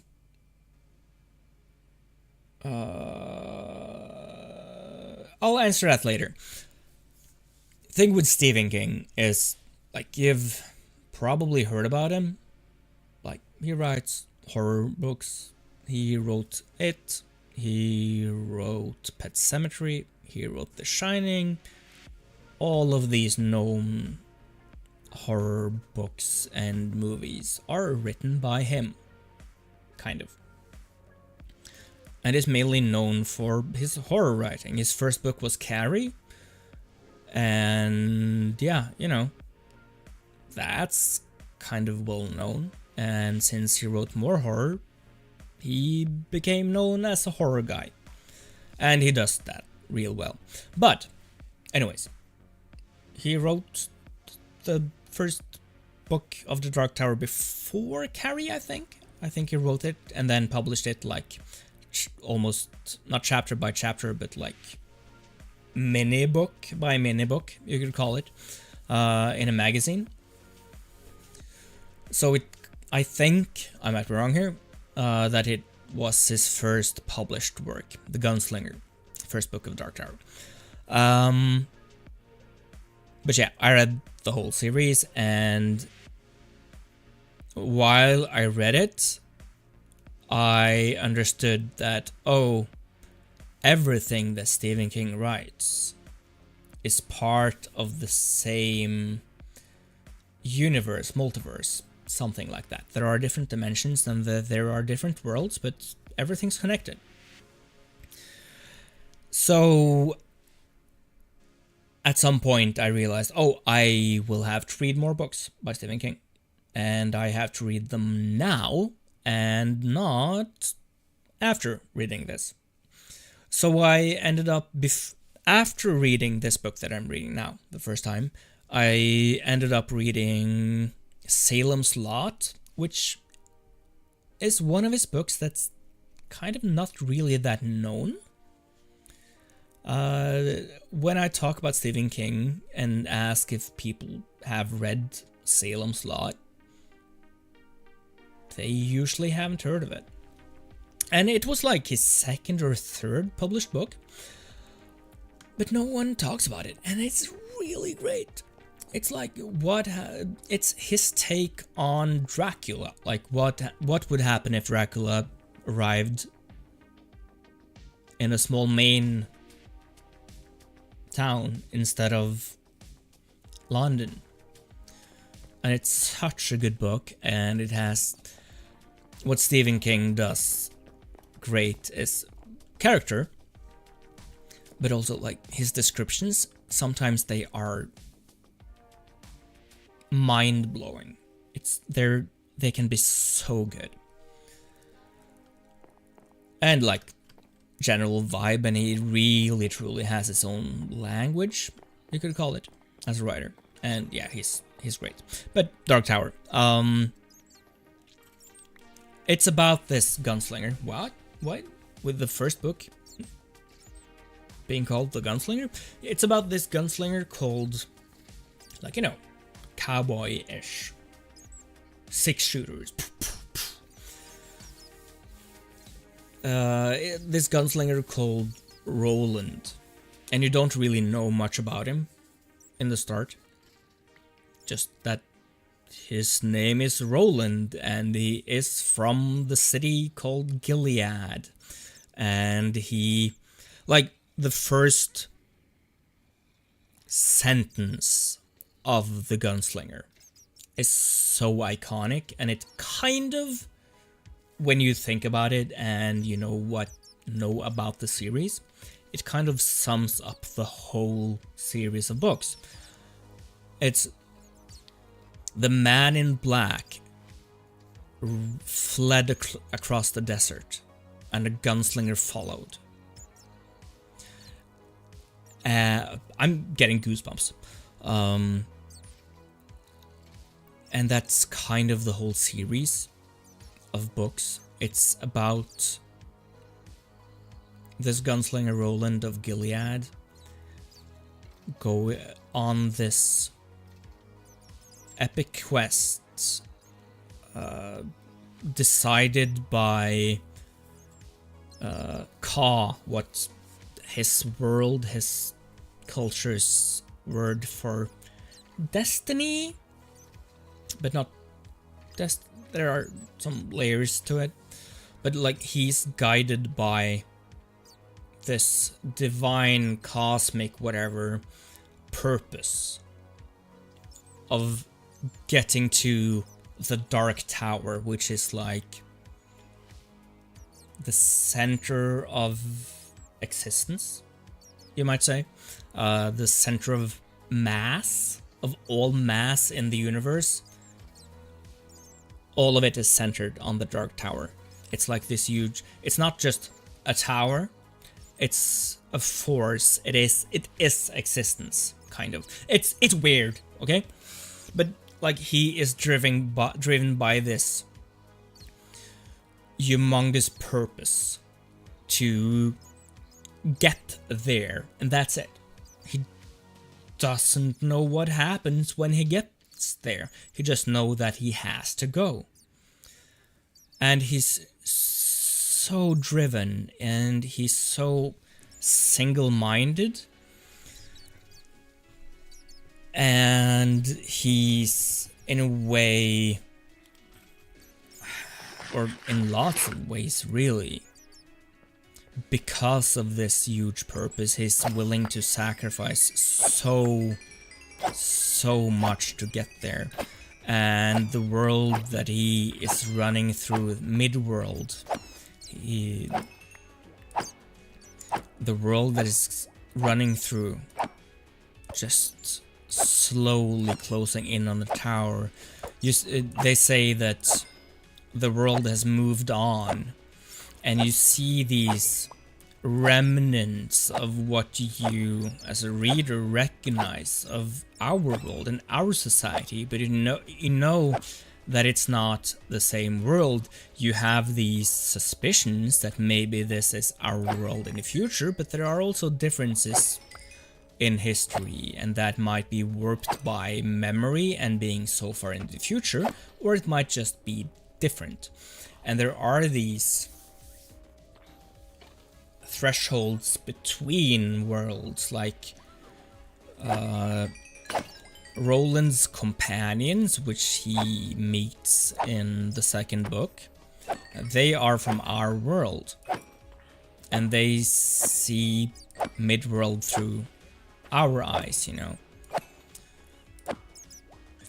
But yeah, it's so hard to describe the Dark Tower, but it truly is like about purpose and focus, and yeah, and stuff you can't really put into words. But anyways, in the Gunslinger, there are these breaks, you could call it, or moments where you get an insight into Roland's past. And that's something Stephen King does really well. Like, he has this story, and then a lot of what drives the story forward in a lot of Stephen King novels is storytelling within the story. So you get to hear about Roland's past, and you get to hear about what happened recently, but all of it is him telling other people about what has happened, or him telling, or just remembering, or whatever, like, but it's written like an actual story. It's not, and then I did this, but like, it's a lot of jumping back and forth and telling the story within the story and telling the context, which is I really like that part of Stephen King's writing. And that brings me to Wizard and Glass, because you usually in the Dark Tower you have this purpose and you follow the story of the book, but like Wizard and Glass, most of it is just a story that Roland tells his companions by the campfire. So it's kind of a campfire book, and in a way it makes you feel like, because it starts where the last book ended, and spoiler, it ends where the next book starts. But like in between, there's the story is about when Roland was 14, I think, and his first kind of mission as a gunslinger, which is kind of his culture's knights, you know. Oh, able to add a shiny Rayquaza to my living dex. Oh, that's cool. But yeah, his and his friends' first mission, kind of, as a knight of his country and his society, and it's all connected, of course. And it's this, like, teenage love story with, of course, drama and intrigue and everything. And it's a western. All of Dark Tower is kind of a western, but also fantasy. Yeah, it's gunslingers, you know. So it's kind of also like a western, like a cowboy story from the US, kind of, but it's not. But there are these hints. It's so good. The Dark Tower, like I said, I read the Gunslinger 7 years ago and thought, oh, this is written by a 19-year-old, and didn't think much about it. But when I reread it, I was like, how did I ever think this? Because it's so well written, and it's so almost off-putting to think of and remember that that book was written by a 19-year-old kid. It's amazing how great he was at writing already at 19. And there are so many story beats in the Gunslinger, which after you've read the Dark Tower, you see like had he planned all this? Was this the plan all along? Because you see these hints or direct references to what happens later, which wouldn't have been necessary to drive the plot forward. And so, of course, he's just gone back, read the Gunslinger again, and oh, I want to write about this or something like that. But it feels so connected and interlaced and well thought out. I think they might be my favorite books. Stephen King.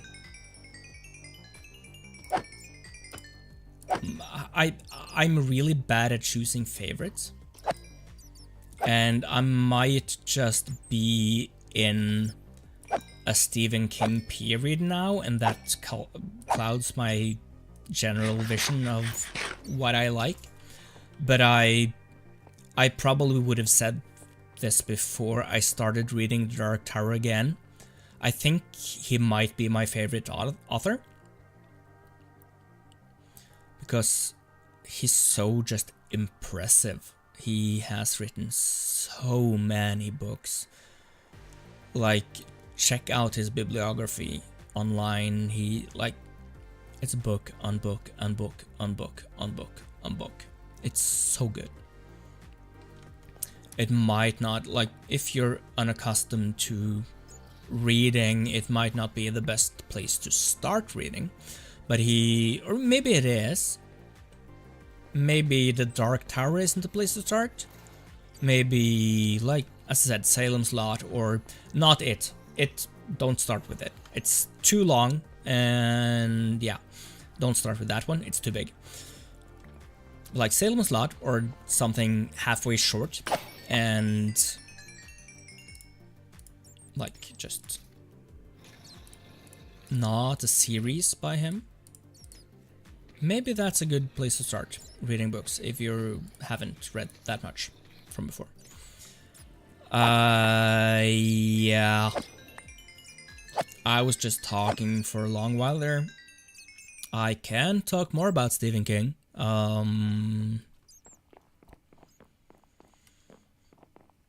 But, I mean, this one also, when I read them the first time, it was my favorite. I wanted to see the quest, you know? I wanted to see what happened next with the other guys. But I really appreciate this book now. I think The Dark Tower is a great read the first time, and it's fine to only read it one time. But I really think that I wouldn't necessarily say that it's made to be read again. But it I won't say too much about it, because it's kind of getting close to spoiler territory. But The Dark Tower is kind of like cyclical in its nature, so it really lends itself to rereading. And I'm extremely happy that I decided to read it again, because a lot of stuff that I didn't catch the last time, or just stuff that's with my present day knowledge and appreciation of the world and the story, with that in mind, reading The Dark Tower again, it's such an experience. It's so good. And Wizard and Glass, I see why he did it that way. It's not just another story that holds up the rest of the Dark Tower. It's the 4th book in a 7-book series. 7.5. There's another book after this that's the same. I haven't read that one yet. I will after this. But it's like... Okay, so I've always been kind of a reader. I have had periods where I read and long periods where I don't. And there was also a long time where I just didn't read fantasy, like, at all. I guess I was kind of prejudiced about the whole genre, and I'm glad I stopped being prejudiced about the genre. But point is, I never read Lord of the Rings, which is like, it's kind of a huge book and kind of a big deal. But yeah, a couple of years ago I read it, and I've always thought, like, I've always respected J.R.R. Tolkien and the extreme measures he went through to create this story that we all now know so well from the movies and everything. I've always respected it, but I always also thought it was kind of boring. And then a couple of years ago, I read The Lord of the Rings. And what hit me when I reached the end of the books was like this feeling of, like, yeah, it was boring. They are boring books. But that's kind of the point. I had this concrete and tangible feeling of, like, the way that especially Frodo struggles through the story. Like, he has this huge, monumental burden to carry all the way from the Shire to Mordor. And you really see his suffering and the toll it takes on not just his body but his mind. And you see all that. And then you also kind of feel it, because the book is so boring. So you're, in a way, not just because you read the words about how he gets there slowly, but you're kind of making the journey with him, because he sure as heck doesn't enjoy it. And the book is kind of boring too, so you have to push through. And it's this tenacity that the book imposes on you, or tells you that you have to do this if you want to know. You have to do this if you want to really connect with the book, connect with the characters. And kind of in the same way, I now also get why the Dark Tower is how it is. I kind of get why in the middle of the series they take this kind of thick break from the story and just sit by the campfire and tell tales. Because it's not just the characters, you know? It's you too. You as the reader. You also deserve to sit by the campfire with Roland, with Eddie, with Susanna, with Jake, with Oi. You sit there with them by the campfire because you've made the trek with them, you know? So why aren't you allowed to sit by the campfire with them and just listen to Roland tell a story from his childhood, you know? And I'm getting goosebumps again, and yeah, that's Wizard and Glass by Stephen King, the 4th book of the Dark Tower series, which I wholeheartedly recommend, if you haven't noticed. Anyways, let's see here. OMG, I zoned out for like 5 minutes. I don't know what happened to me. What time is it over by you? Is it like 3 a.m? Of course you're zoning out. You're tired out of your mind. And also I'm just droning on about the Dark Tower, which you haven't read. So yeah, I guess that, you know. Anyways, you asked a question here. This doesn't have much to do with books, but what music do you like and what is your favorite song? That's a hard question. Let me grab a drink of water. Well, 3:51!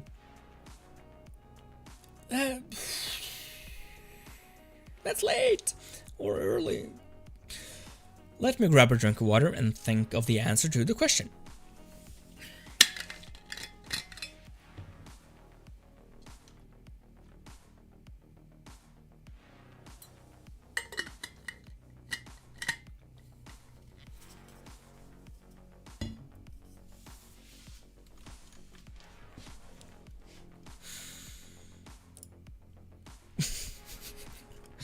$3.52 now. Well, kind of a given.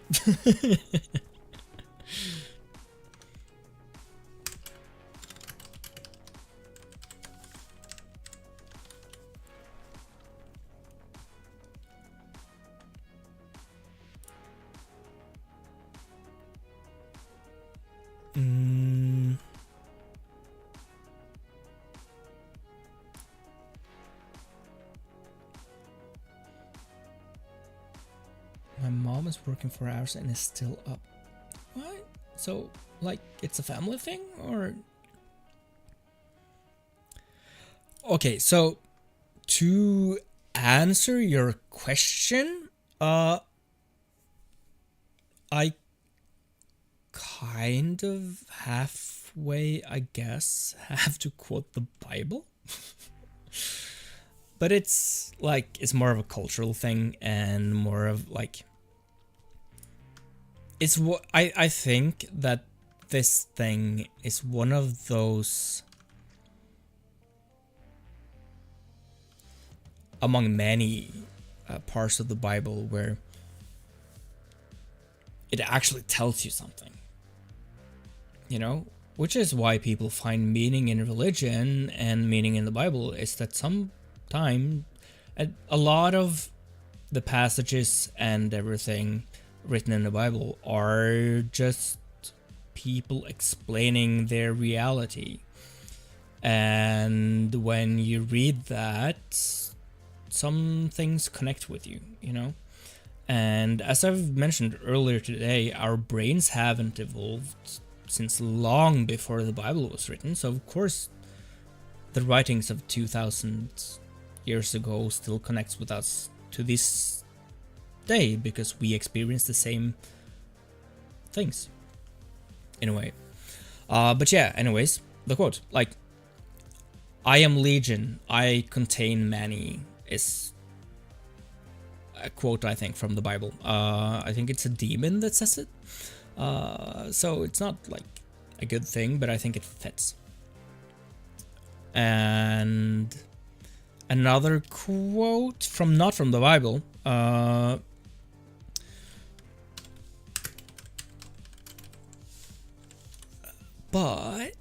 I think this is okay. So it,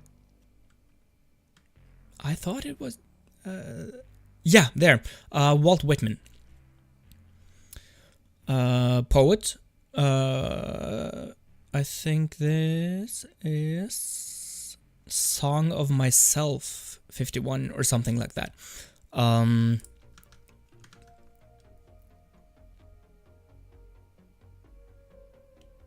Yeah, let's double check this. Yes. Okay, so the poem is named Song of Myself, and it's the 51st segment or whatever. And the line I'm looking for here. Okay, let's do like this whole thing, but it's the last thing that's. Do I contradict myself? Very well, then I contradict myself. I am large. I contain multitudes. So, what I'm trying to get at is, like, this is relevant to, like, my identity, I think. It's the fact that we people have this tendency or wish to boil things down to their like atomic elements. Like, people ask, who are you? What do you do? As if that's a question that you can just answer. But this might be part of my ADHD and neurodiversity, that, like,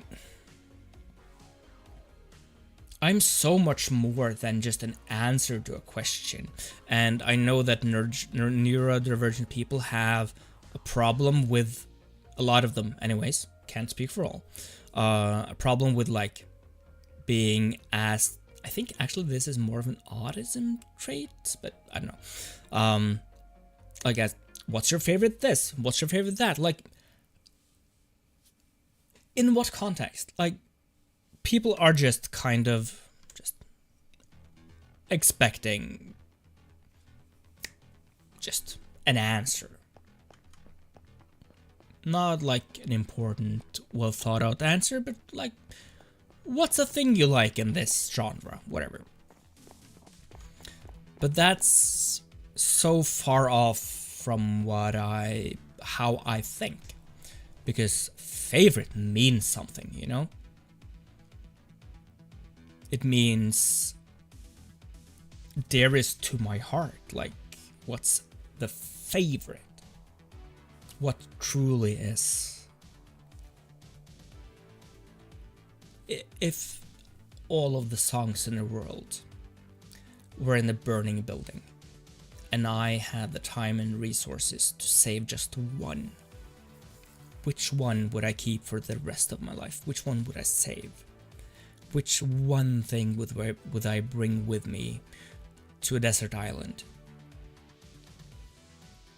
And that's impossible to answer. It is. But in general, let's say just I'm atheist, so I don't really care nor believe anything in the Bible. Cool quote, I think. I mean, I'm atheist too. I don't have the religious gene, you could say. I don't get it for myself. But also, I mean, I have a bachelor's degree in religious studies because I think religion, it can be beautiful, and of course it can be used as a means of control, which I do not approve of. But the personal part of religion has always been enticing to me, or interesting, or I don't know. Because when you boil it down, for me, the way I see it,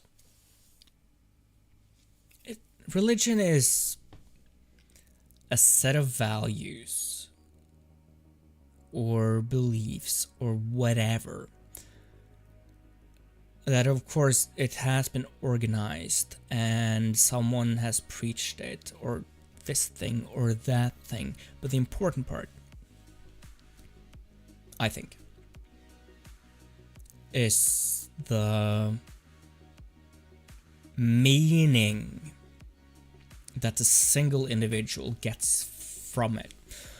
And it's a common quote to say, like, there are as many different religions as there are religious people, because no one believe the exact same as another person. There's always differences. And I think that's really important to remember, especially when you're doing all this culture war things, you know. Like, look at America now. It's like the Christians against everyone else and the heathens. Like, they're not as... They think... Of course, we people like to find unity with another. And there's a natural tendency and response in people to think in us versus them, because the other is dangerous. Thinks our millennia-old brains think that anyways. It's an evolutionary trait. But anyways, like, it's so easy to look at the similarities and think that everyone is totally similar. But we're not. Everyone comes from a slightly different place. Me and my brother, we have a lot in common, but we're still different people and we like different things. There's nothing wrong with that, and the same goes for people born in Norway and people born in the US. We have a lot of similarities, but there's also a lot of differences, even though since the US is kind of a big cultural driving force, we have a lot of the same cultural background. But at the same time, person born in Norway and a person born in India might not have that many cultural similarities, but like on a general basis there are of course differences. We both have 10 fingers, we both have an appendix, we we are human and we are different and we're the same, and that's fine. And why should we believe that, oh, but God is God? No.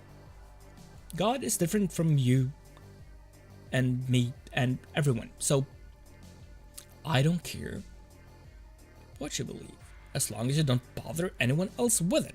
That's my thing here. But I think, as I was saying, like, a personal faith can be beautiful and it can be purposeful, and yeah, it can be a good thing. And that's where, like, the Bible comes in. because it's just a bunch of stuff and halfway solutions from people who had it those days. And some of the solutions are political tools because those were needed at the time of writing. And others are just like, believe in yourself, or come on, like, you're more than what's apparent on the surface. You contain multitudes. Or you're legion, you are many, whatever. You know, like,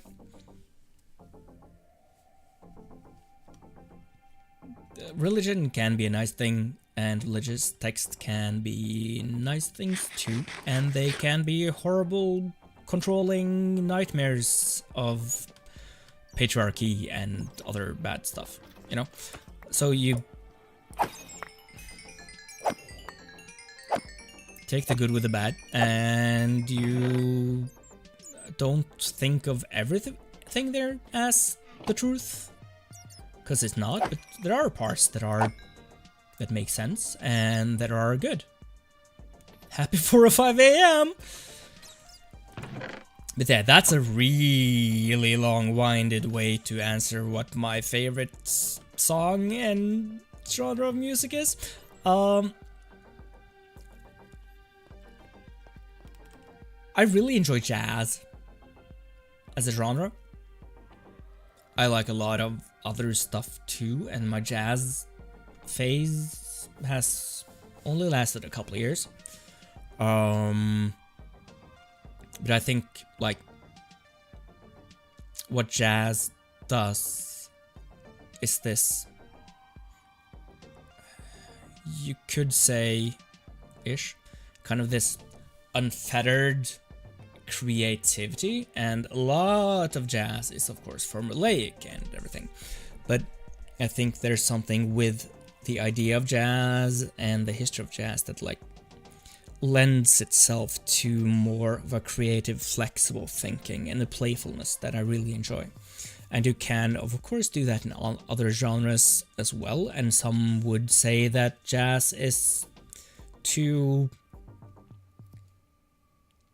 set for that to be the case anymore, and they are more experimental, and that's cool. But I do enjoy jazz because it's kind of a way you get a lot of different jazz. But I've grown up with Queen, like classic rock. And one of my favorite artists of all time, David Bowie, he's really important. He was really important to me. I think that was the first time I was truly sad or struck by a celebrity death. I think that was David Bowie, because he was this huge figure to me, you know. It was important, and he also, like, he look at his discography and like his journey through music. He has been in a lot of places, and he also, like, as a kind of said, like, encapsulated the whole vibe of jazz or the creativity, and like, you are not one thing. If you make one album in this genre, it doesn't mean that you have to make that every other album that you make has to follow the same formula. You don't. You're completely free to choose and to change and just do what you think is cool now, you know? So I really enjoy, of course, some artists are more that way than others, of course, but I really like the idea of an artist not being or feeling bound by what they're already known for.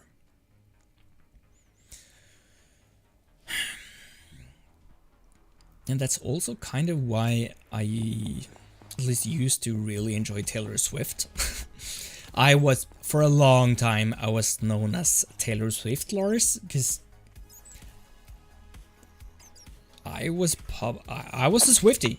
I really was, because it started ironically, as it does, and I have since stopped believing in enjoying things ironically, because you are going to end up actually liking the stuff that you, for fun and for the edge, pretend to like. You are going to end up liking it, so why pretend, you know? But yeah, I've really enjoyed a lot of Taylor Swift. And she also does this thing, you know? She started at country music and she went into pop and went from there, and like Evermore and the other one, you know, the sad girl phase, the cottagecore phase. I really enjoy those albums. And yeah, I'm open to a lot of stuff, and like I think maybe my favorite music album of all time, it might be The Black Parade from My Chemical Romance, you know? It's a great album, and it's also extremely classic of me as a millennial to have such a close bond with that album. I feel that really tells people my generation is my love for The Black Parade by My Chemical Romance.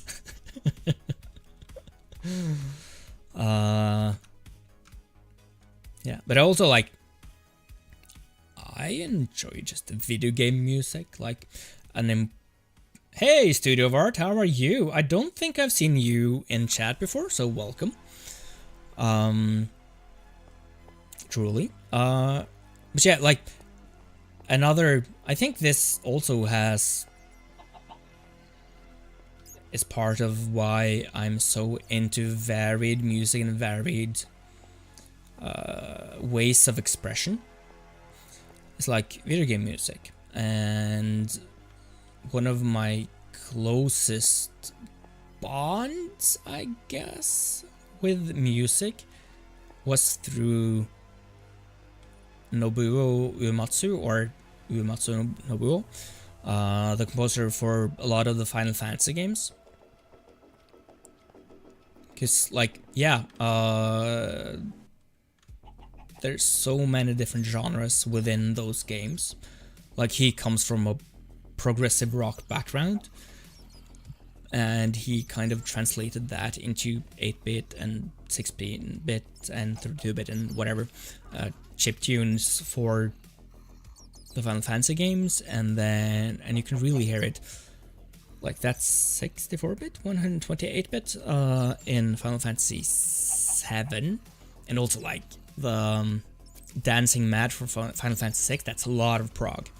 But still, it's also like these beautiful classical pieces, and a lot of Final Fantasy music has, of course, been put on tour with symphonic orchestras and stuff. So that kind of got me into classical music, and I'm open to pretty much all genres. I've listened to not a lot, but quite a lot of like hip hop. I like. If it's good, I like it, kind of, you know. I've listened to a lot of System of a Down, a lot of Green Day. Red Hot Chili Peppers was a favorite for a long time. You know, Placebo, oh my god, I adored Placebo. I was a 16-year-old kid, you know. But yeah, what I'm saying, like, I have a problem with picking favorites in general. Anyway, Studio of Art, you're new. How you doing, mate? Thank you. I'm well. I hope you are too. Do you like looking at drawings? No, I'm not selling. I mean, sure, yeah. I pretty much enjoy all aspects and expressions of creativity. Yeah. So if you have art, that you're proud of, show it.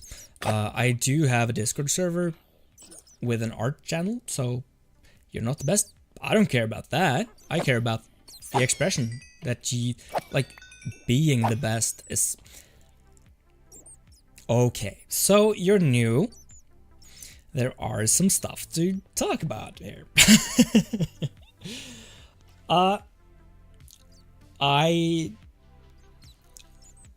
This Skyblock thing here, the whole point of it is that every moment that I actively play, you will see on stream.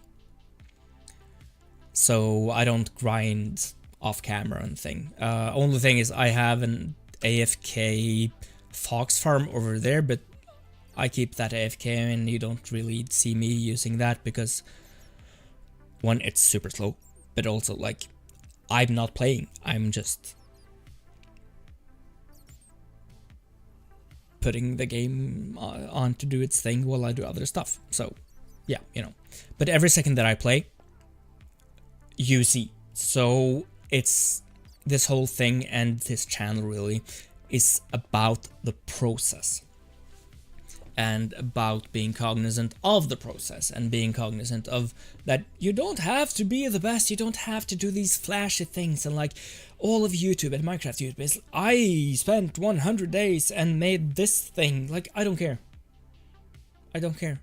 I want to see people enjoying stuff. I want to see people making stuff the slow way. This is a slow channel, and we just talk about stuff, hang out, and for now, for the last 6 or 7 or 8 streams, we have been waiting for the Wandering Trader, because that's the bottleneck that we are at right now. But yeah, I don't care if you're the best or anything. I just want to see your creativity. I love that people are exploring their creativity. It's been something that I have been holding back on for myself for so long, and I'm tired of it. I just want to do my thing. I don't care if I'm good at it. I just, you are allowed to like to do something without being the best, without being good at it. You are just allowed to enjoy stuff. So yeah, I love that.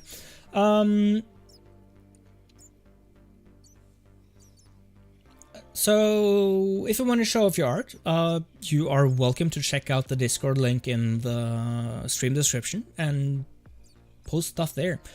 It's let's call it a growing community, and I hope you enjoy it there. I want it to be a safe space for people to say what they want, to express themselves and who they are. So no intolerance or anything. We're being nice to people. Understand that people come from different places and are at different points in life. You're not allowed to have this. Okay, that's fine. No problem. I'm just happy you're here.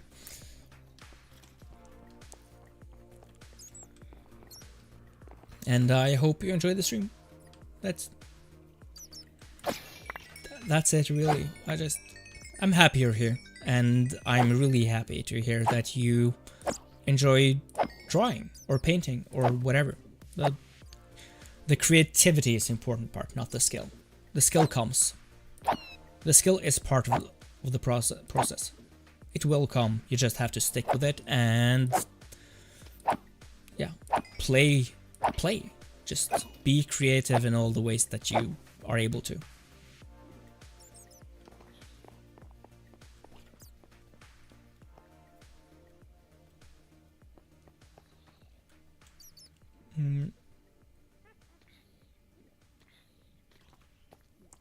Thank you.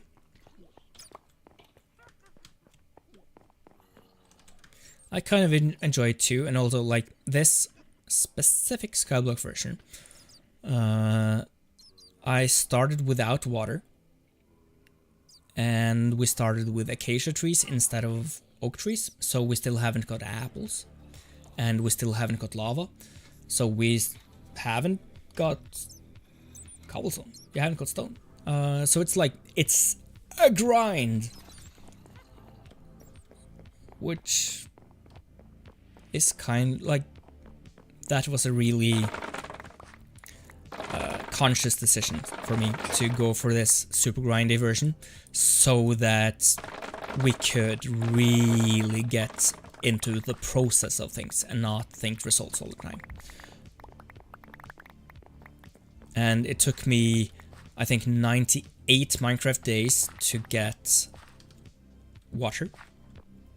We just had to first make that mob farm, which is waterless, and get enough iron to make a cauldron, and then just wait for rain. Do you have lava? No, we don't. That's kind of what we are waiting for the trader for, because the trader has sometimes a lava bucket.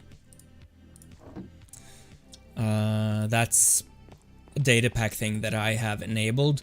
The other way to get lava in Skyblock, or this specific Skyblock thing, is by triggering a raid and then having hero of the village and having, I think it's an armor smith, to gift you a bucket of lava.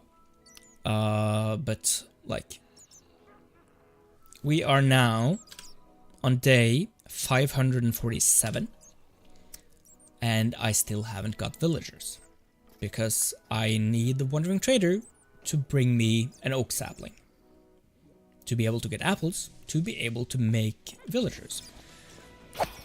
And yeah, that's a lot of waiting just for villagers. And if I would have to do even more just to get lava, it would actually be too much for me. So I enabled the trader to also have lava buckets. So I'm just waiting for that. 547, yes. Some of the days, of course, have been in the fox farm, but I think most of the days are still in-game gameplay without lava. And as said, 98 of those days were without water. No, it's not hardcore. No. I would have died a long time ago. I have died several times. So yeah, no, not hardcore. I do not dare do this, and I think that would have just been demotivating for me. It's about long game here, you know, so I don't care about deaths. My only rule in that regard is I don't, like, if there's something like, say that I would have starved to death, I don't jump off here to get back to full health and saturation. That's cheating, I feel like. But like, I don't mind dying and losing my stuff, because I will just respawn. I'm fine with that. It's more about what we at the end of this are able to create, not about like the challenge of only doing it on one life. One day, maybe, perhaps at some point, I will do something hardcore, but I've never really connected with that whole thing, and I'm not about like chasing YouTube trends, or I just want to play the game the way I want to play the game. I'm too old for chasing trends or trying to do whatever it takes to get followers or whatever. I think that if I make stuff that I would enjoy watching, or that I really just enjoy playing myself, I think long game, I think that's better for the channel's health. It's me enjoying myself and me making things I actually care about, instead of doing all that I can just to stay relevant. That's me.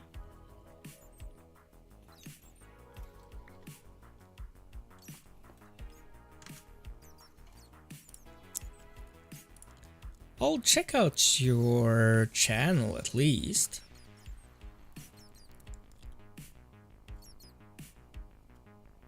Yeah, so you have these drawing streams. That's so cool. Are all the drawings in your thumbnails drawn by you? Those are really good.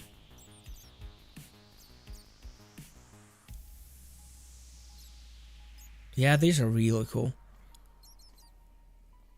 And like, speaking of favorites, I see another favorite of mine here. One of my few actual favorites. Just give me a quick second and I'll show you something.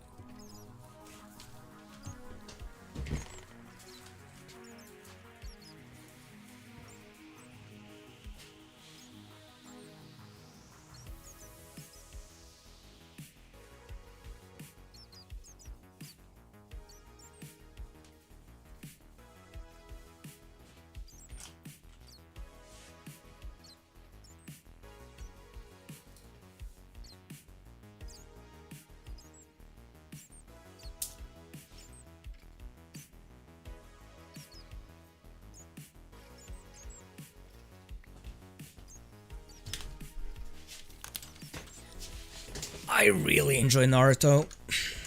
It's my favorite anime. And I see that you have how to draw Naruto step by step. I love that. Such a great character. I love him. That's my guy. Uzumaki Naruto. Love him. Best guy. I cried so much. That anime has made me cry so much. It's so good. It's so good. I don't really enjoy like having these like props, merch. I don't really like that, but I have these lying around because I think I'm not ashamed of what I like, but yeah, I don't need to flaunt it. Of course I'm a shinobi of the hidden village in the leaves. Oh, of course, of course. I mean, the struggle. I'm assuming now that all of you have watched Naruto to the end, kind of. But like the struggle that Naruto goes through.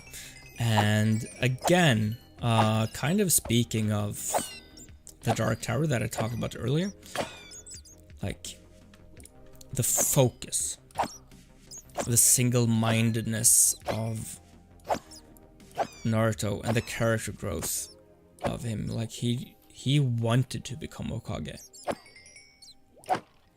And I think from time to time I just randomly think about Naruto and I kind of cry a little. Like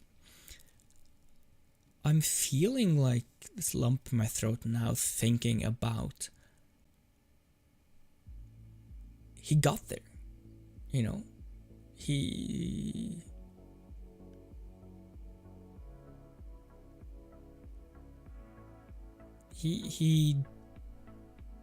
wanted to, and he became Hokage, you know. And he went through a lot, and it didn't always look bright for him, and in the start of the series it was more of a joke, you know. But after a while and now I'm actually almost cheering up, he showed them he was this obnoxious character because he was ostracized by his whole village, and people laughed at him for why did you want, how on earth would you ever become Hokage? But he showed them what he was capable of. He showed them his integrity and all that, and they understood him. They took him in, and I'm actually yeah, I'm stopping now. I think it's beautiful. I love Naruto. He got there. Have a great night or morning, really. As you're calling yourself these days. I hope you had a great time. I look forward to seeing you again, both here and in the Discord. And I should probably log off too, actually, because I'm hungry and it's lunchtime here. So yeah, I'm happy you all joined in to watch me talk about the Dark Tower and cry about Naruto, because there were tears in the end there, and I'm kind of happy I stopped, because I don't know how much longer I would have been able to continue without really tearing up. But yeah, so I think I'll just stop it here. Have a great whatever time of day or night it is for you, where you are. I'll be back on Thursday. Yeah, all as usual. I'm having a good time, and we still haven't seen the Wandering Trader in quite a while, even though we need it. So hopefully, we'll get there at some point. But yeah, that's it. I will see you on Thursday, and otherwise, have a great one.